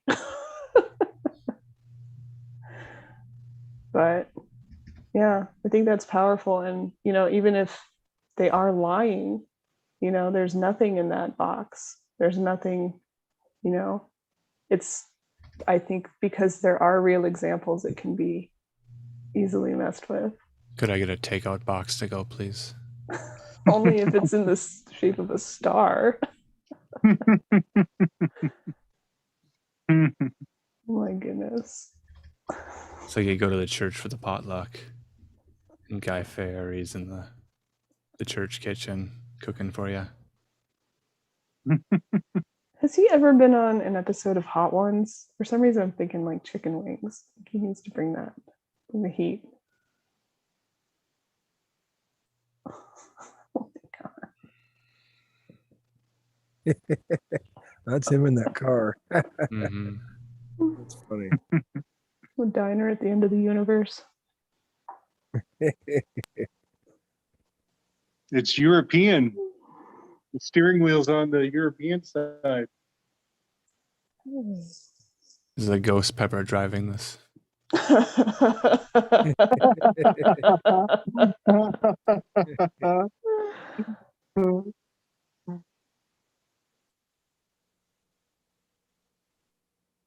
Crazy. There's so much more to go through. I was looking for the picture of the mounted bull's head, and I was going to ask the question, do you suppose that Duke Atreides faces that bull, looks up to it, and begins to talk to it, to say, you killed my father, and I forgive you? Do they expect the bull to speak back? Maybe it does. On Spice, it does. It seems like an odd thing to keep it, to memorialize the fact that it killed. It's a reminder, right? Whatever he was, the Duke. Yeah. There was some talk we had in chat about how the final scene of Dunk being anticlimactic, but it's a confrontation. It's a combat scene, and Chaney takes her conceal and carry and gives it to Paul, and Paul now has a sharp member to poke another guy with, maybe poke his eye out or something, and fight without using a shield. He has to kill a man for the first time, which he doesn't want to do. and there's a whole hullabaloo about, Paul's never killed before. Paul's never killed before. He's not playing with pajamas. He's just never killed the man, so he's got him pinned down, and he could take his life, but he chooses not to, and he offers a surrender, and Pajamas is like, no, we fight to the death. That's what this ritual is about. The idea of a possible visual metaphor alluding to the bullfight in the Matador occurs when Channy warns Paul that Jamis's fighting style is he shifts his foot, he shifts his weight, he shifts his Kris blade to his other hand, and when he does that, he has an opening. So it's like the bull charging the Matador. The Matador is able to pull back the red curtain and then, get behind the bull and stab it. But that scene happened so quickly, you probably wouldn't have picked up any of that elaborate film cinema moment that only Dennis can deliver. And that Dennis the Menace villainous way. Well, that's interesting too. I would assume that in the bull ring, he would not be wearing a shield. And the Atreides are noted for their shields. That's like a big deal in the book. And they make a big deal about it. And they show you in this film. I actually really like the shield design for this. But they can't wear them in the desert because it will attract the worms.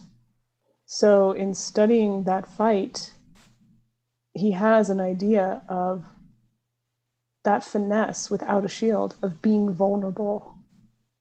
I would assume. I don't know. I mean, it's hardly a fair fight. Gabe, you've got Anyway. some ideas about blades and combat and dancing, and how did that scene play out for you? I thought it was all right.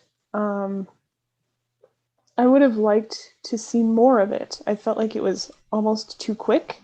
A lot of the scenes now are happening very quickly, fight scenes.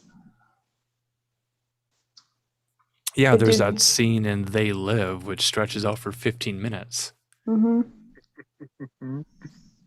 mean, I don't know. It just seemed anticlimactic. A little rushed into. Like, I was like, why are we fighting? Hold on. What are the stakes here? Yeah. Yeah. What is this even about?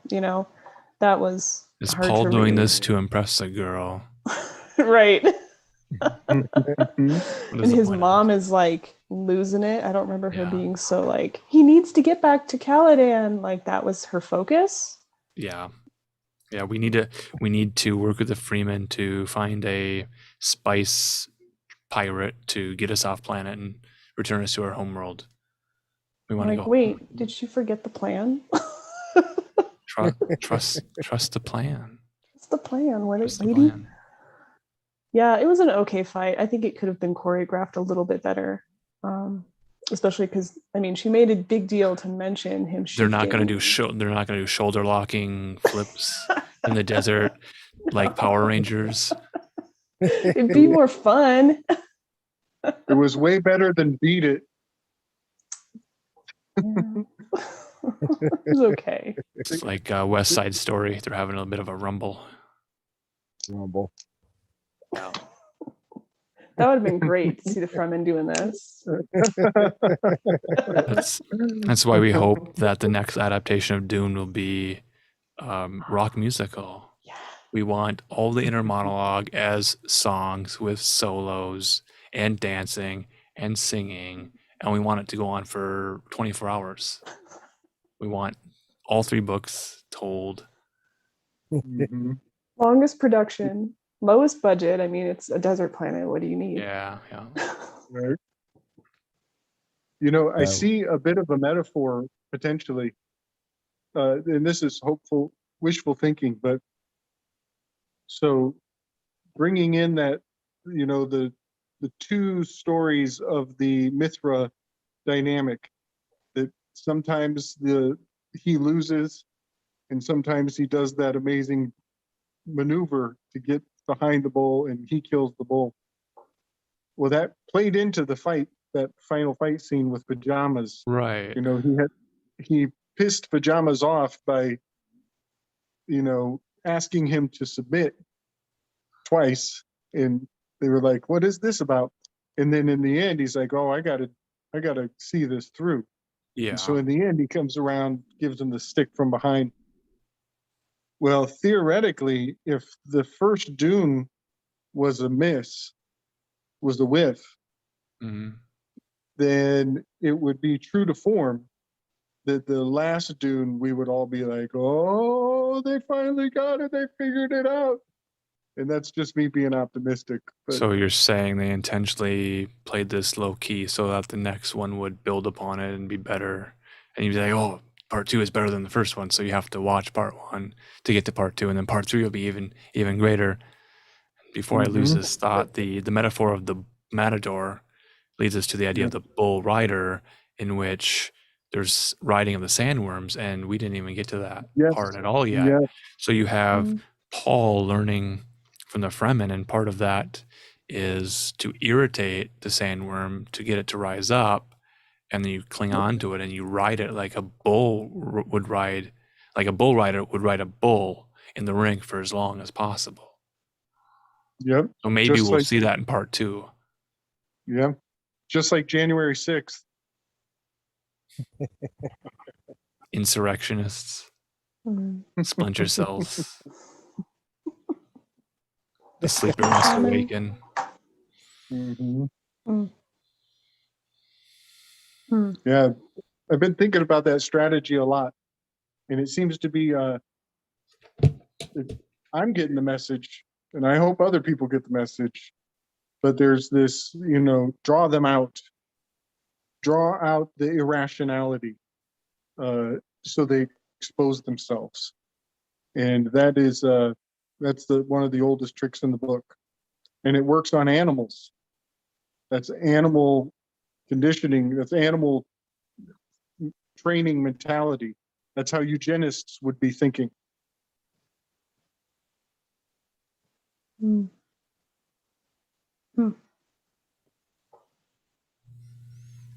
So I suggest we go through our notes for a final time to see if there's any points that you've built upon that you haven't mentioned yet. Ooh. What haven't we spoken about? What is obviously not directly spoken of? Well, one thing that I didn't get was how the city was shielded, but shields attract the sandworms. So were they not electronic shields? Was it all just like iron shields, I guess? That part didn't make sense because they said the city is shielded, these are the shields. And then about 2 minutes later, they said shields attract the sandworms so that they can't use them on the harvesters. Mm. Maybe something in their frequency. That's a good point. Yeah, I've thought about that. Good point.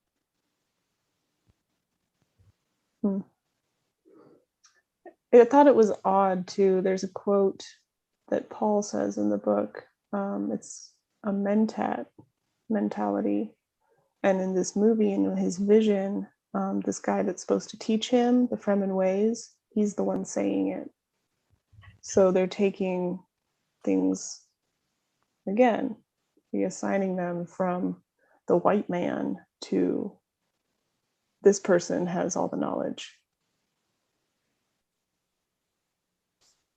But it's definitely something, like, I recognized it instantly from the book. Like, it's definitely a mentat quote that this teacher is saying. So, you know, I would say be prepared for some Yoda type lessons in this next one.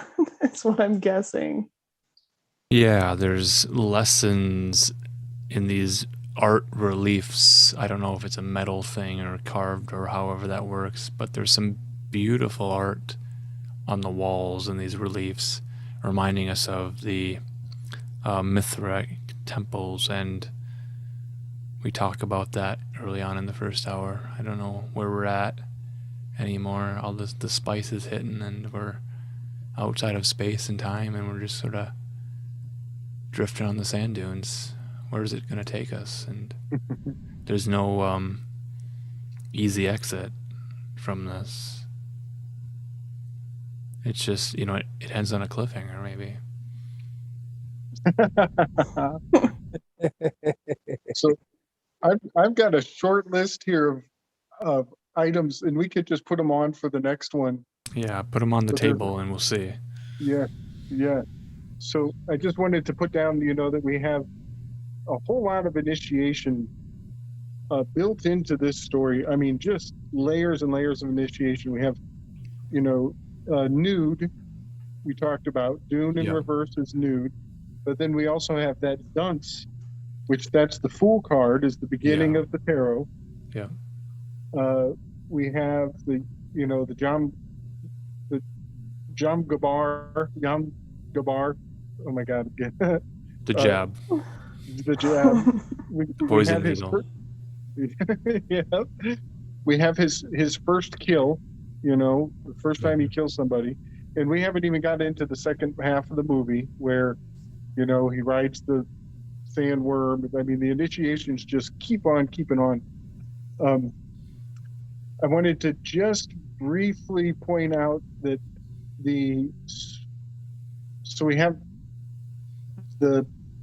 we talked about Bull and the mutable age, and I wanted to just kind of float it out there that the spice could be metaphorically talking about monoatomic gold Mm. and its relationship to the story of the Jews collecting manna, and that the manna may have very well been monoatomic gold.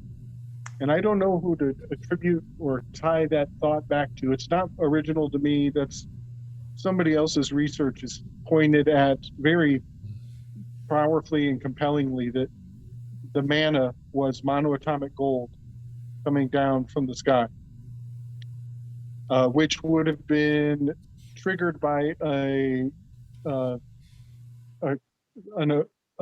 meteor falling in Paris, Mhm. and that Paris was struck, that the whole entire location of Paris is actually a cauldron where something came out of the sky, and because of the impact, this monoatomic gold was cast out over the Jews, which may have been in America.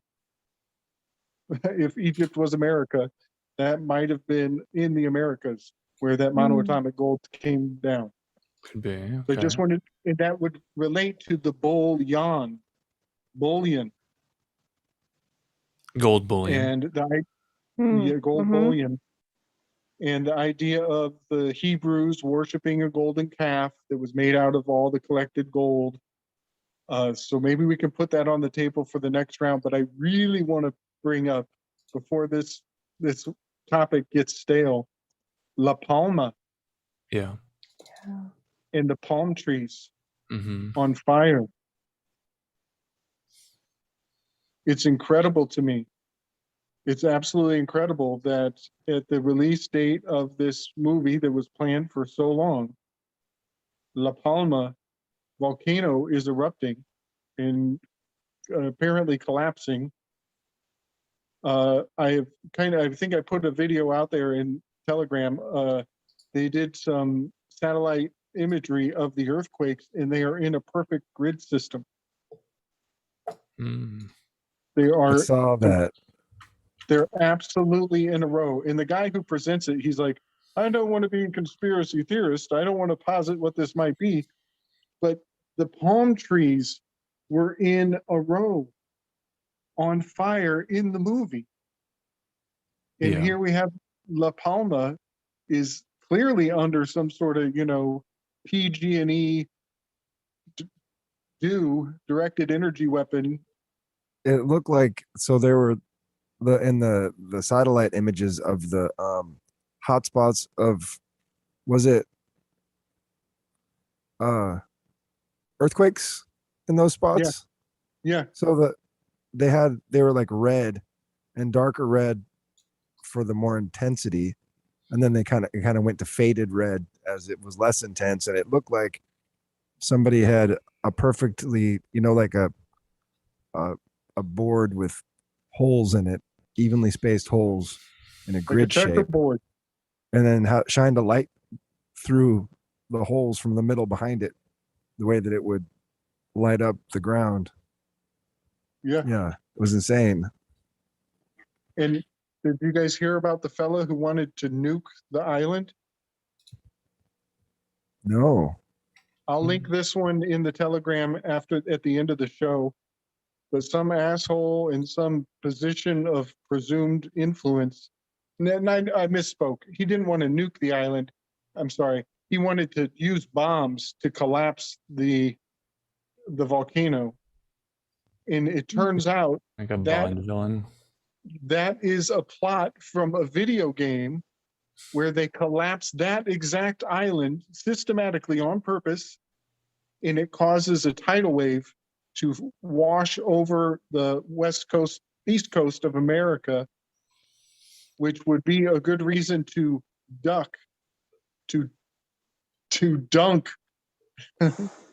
Mm. Mm-hmm. The news guy or the meteorologist in that video with the earthquakes, he was worried.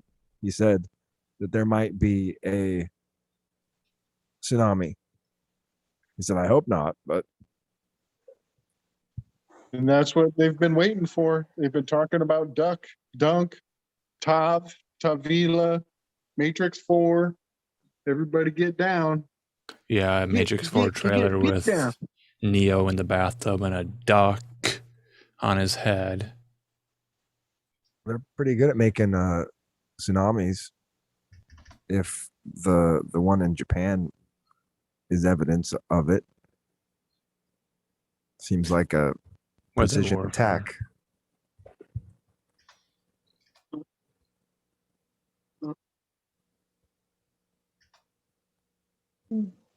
Nagasaki. Yeah, I'll link that after we get done.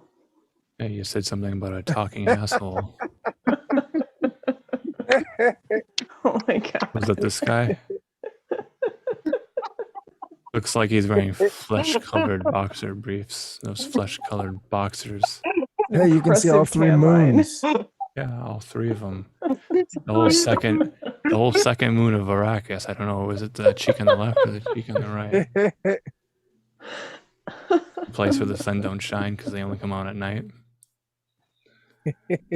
That's like a homage to Emmanuel Velikovsky right there, with the planets all stacked up. Yeah. That's beautiful. I love Oh it. my goodness. I hope he's sand walking. He's gonna shower later with some of that sand, just scrubbing it. Gonna dolphin dive in it. Exfoliation. Oh my For those goodness. who can't see, there's an image of the Dune poster with the letters anagram to read NUDE for nude, which, again, we keep seeing those memes pop up over and over again. There's something to it. The letters DUN and E, the gematria value, I wonder what that would be. There was a connection to gematria and worms, and I could probably bring that up in closing here. We're just trying to squeeze it out, get it all out. 17, total of 8. That's Age of Aquarius and correspondence to Leo.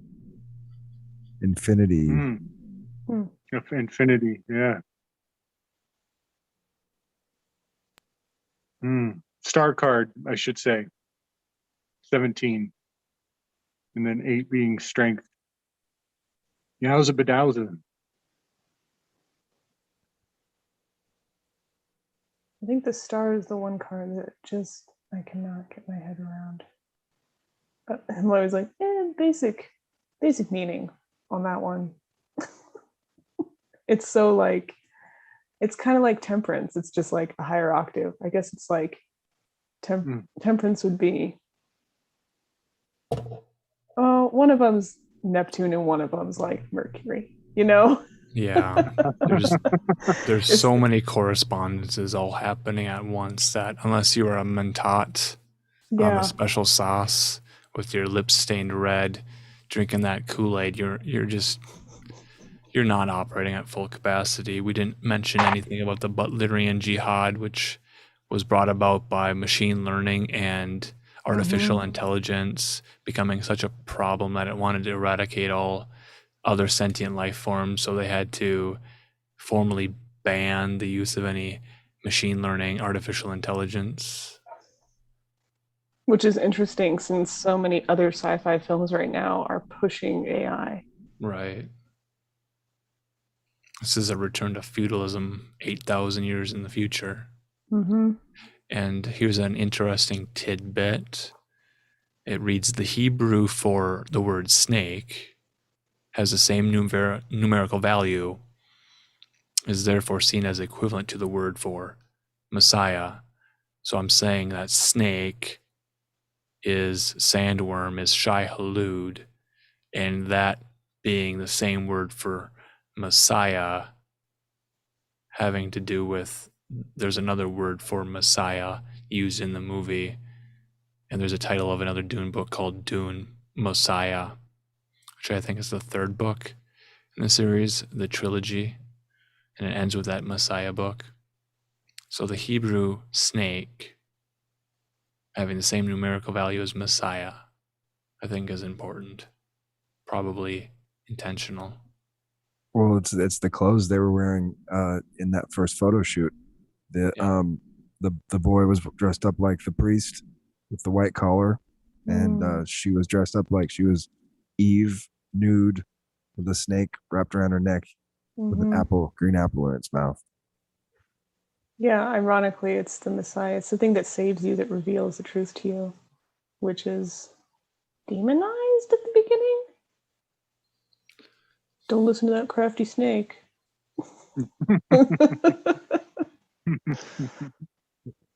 What is a snake saying if you listen?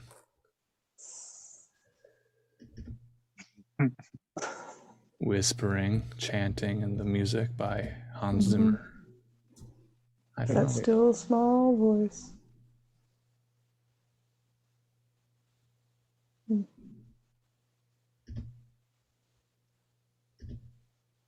Interesting.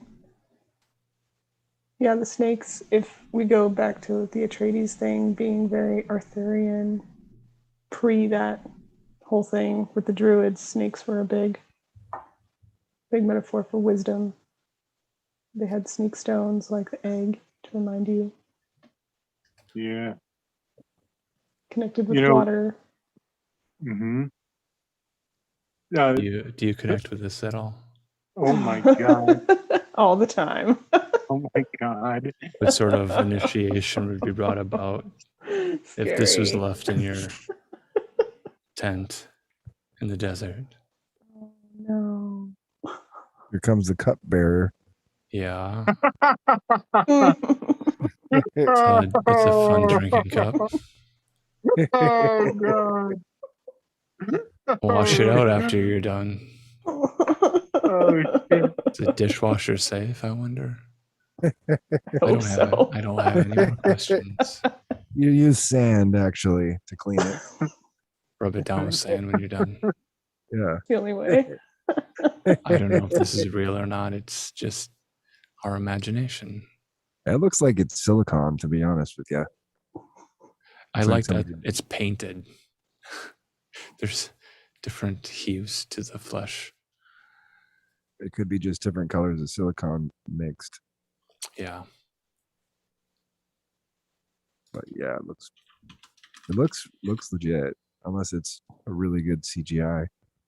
Only true fans material. Could be. Could be. Oh God. How much do you love Dune? Yeah. And again, Muad'Dib, Muad'Dib, Egyptian Arabic root adib, A-D-I-B, is to educate.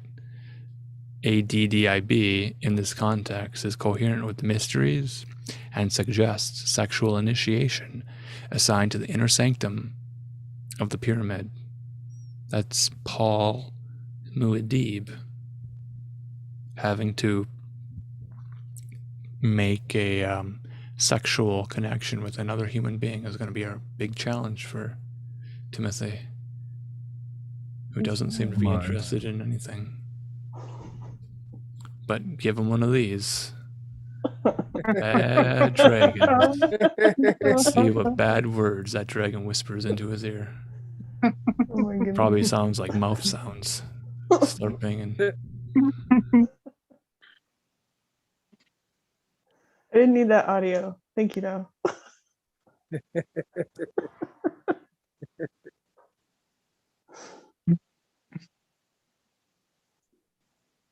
All right. Good thing to end on. well, yeah. Is it premature or is it anticlimactic? Was it as good for you as it was for everyone listening tonight? Who's to say? I don't know. I don't know. There's that sound in the distance we hear. Not typing. Good thing to end on. Well, yeah. Is it premature or is it anticlimactic? Was it as good for you as it was for I don't know. Oh my gosh. I don't know. I think we learned a lot tonight, so maybe we know a little bit more than we did before. Heck We yeah. touched on a lot of really good topics. Went down some good wormholes. Yes, dry wormholes. Yikes. Yeah, no water life. What's up with that?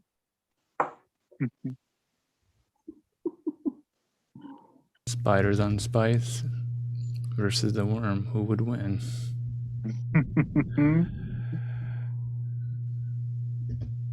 Who's Everybody gonna be on have a top? happy Halloween out there. Yeah. We do have an announcement for Sunday. We're gonna have a Halloween party. Oh, sweet. Yeah. So we're gonna go live, and everyone is invited to come on and join us. Pop in and say hello. Wear your costumes if you got them. Right on. We're gonna start a little bit early because it's a school night, so 2 hours before normal. It'd be 5 o'clock Pacific time or 7 o'clock Eastern. Okay.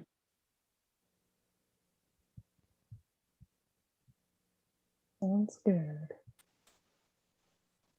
And no weaving spiders on Saturday.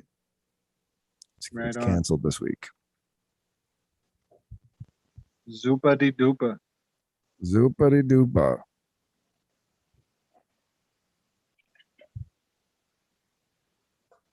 All right. Well, thanks, guys. Yeah. Good Thank stuff. you. Thank you guys. Thank you, Rachel. That Thank was you. very insightful. It's having fun. That was a great weave. Excellent weave, Me Gabriel. too. Yeah, some good stuff. And Alan. It's all right. Did we defeat the worm? Did the spiders win this round? Yes. Will Dennis get his sequel? That villain.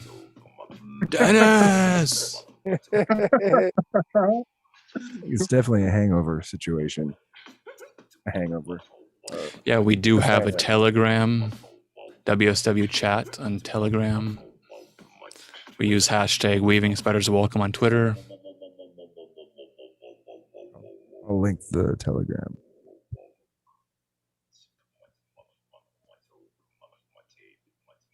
Sunday will be fun. It Watch will the be. replays we've got on the channel.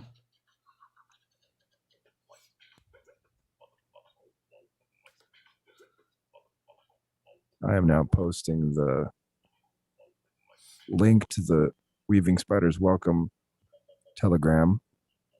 There it is. It's a good time to join it.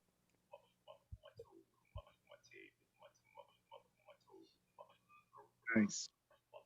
This is a Sardaku chant meme by Marcus Perez Beatbox. We found this on TikTok, and people have since shared it.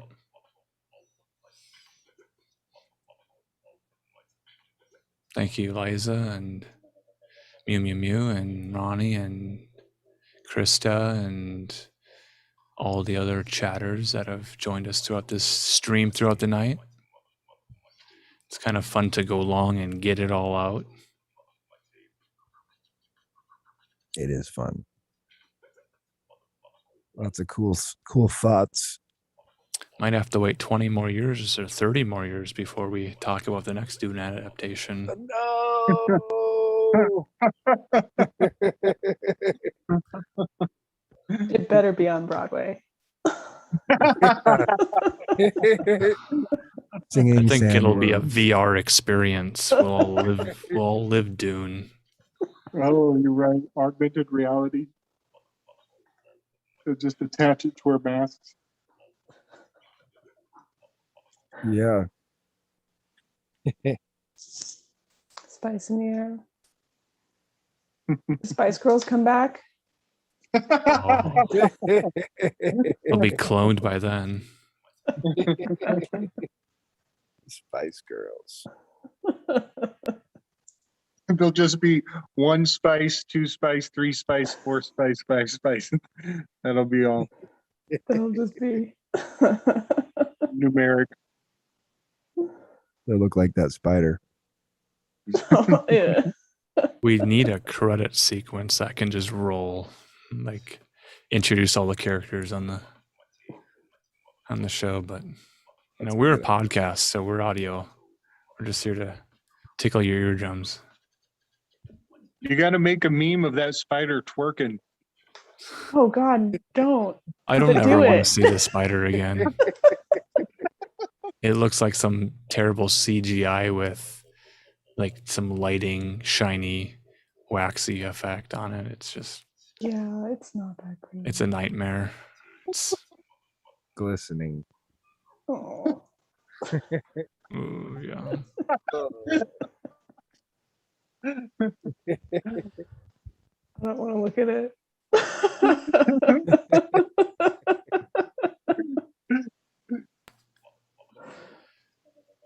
Yeah, if you need help joining us on Telegram, reach out to us on Twitter, I suppose, or leave a comment Oh, on any of our videos and we'll help you get onboarded. yeah. You can leave a comment on this video.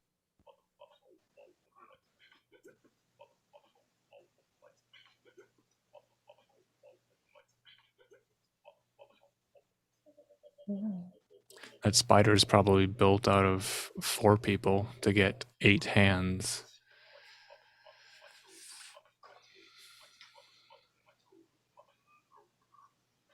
Is it better or worse than the human centipede? Better. Shinier.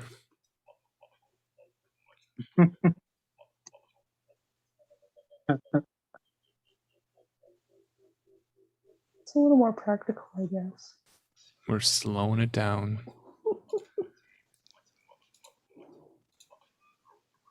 All right.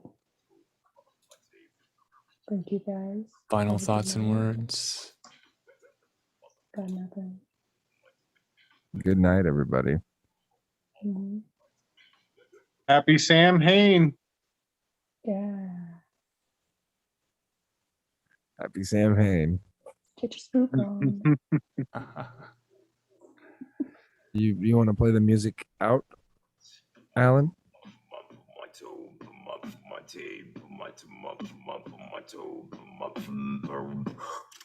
Good night. Much love, everyone. Much Good love. night. Good night.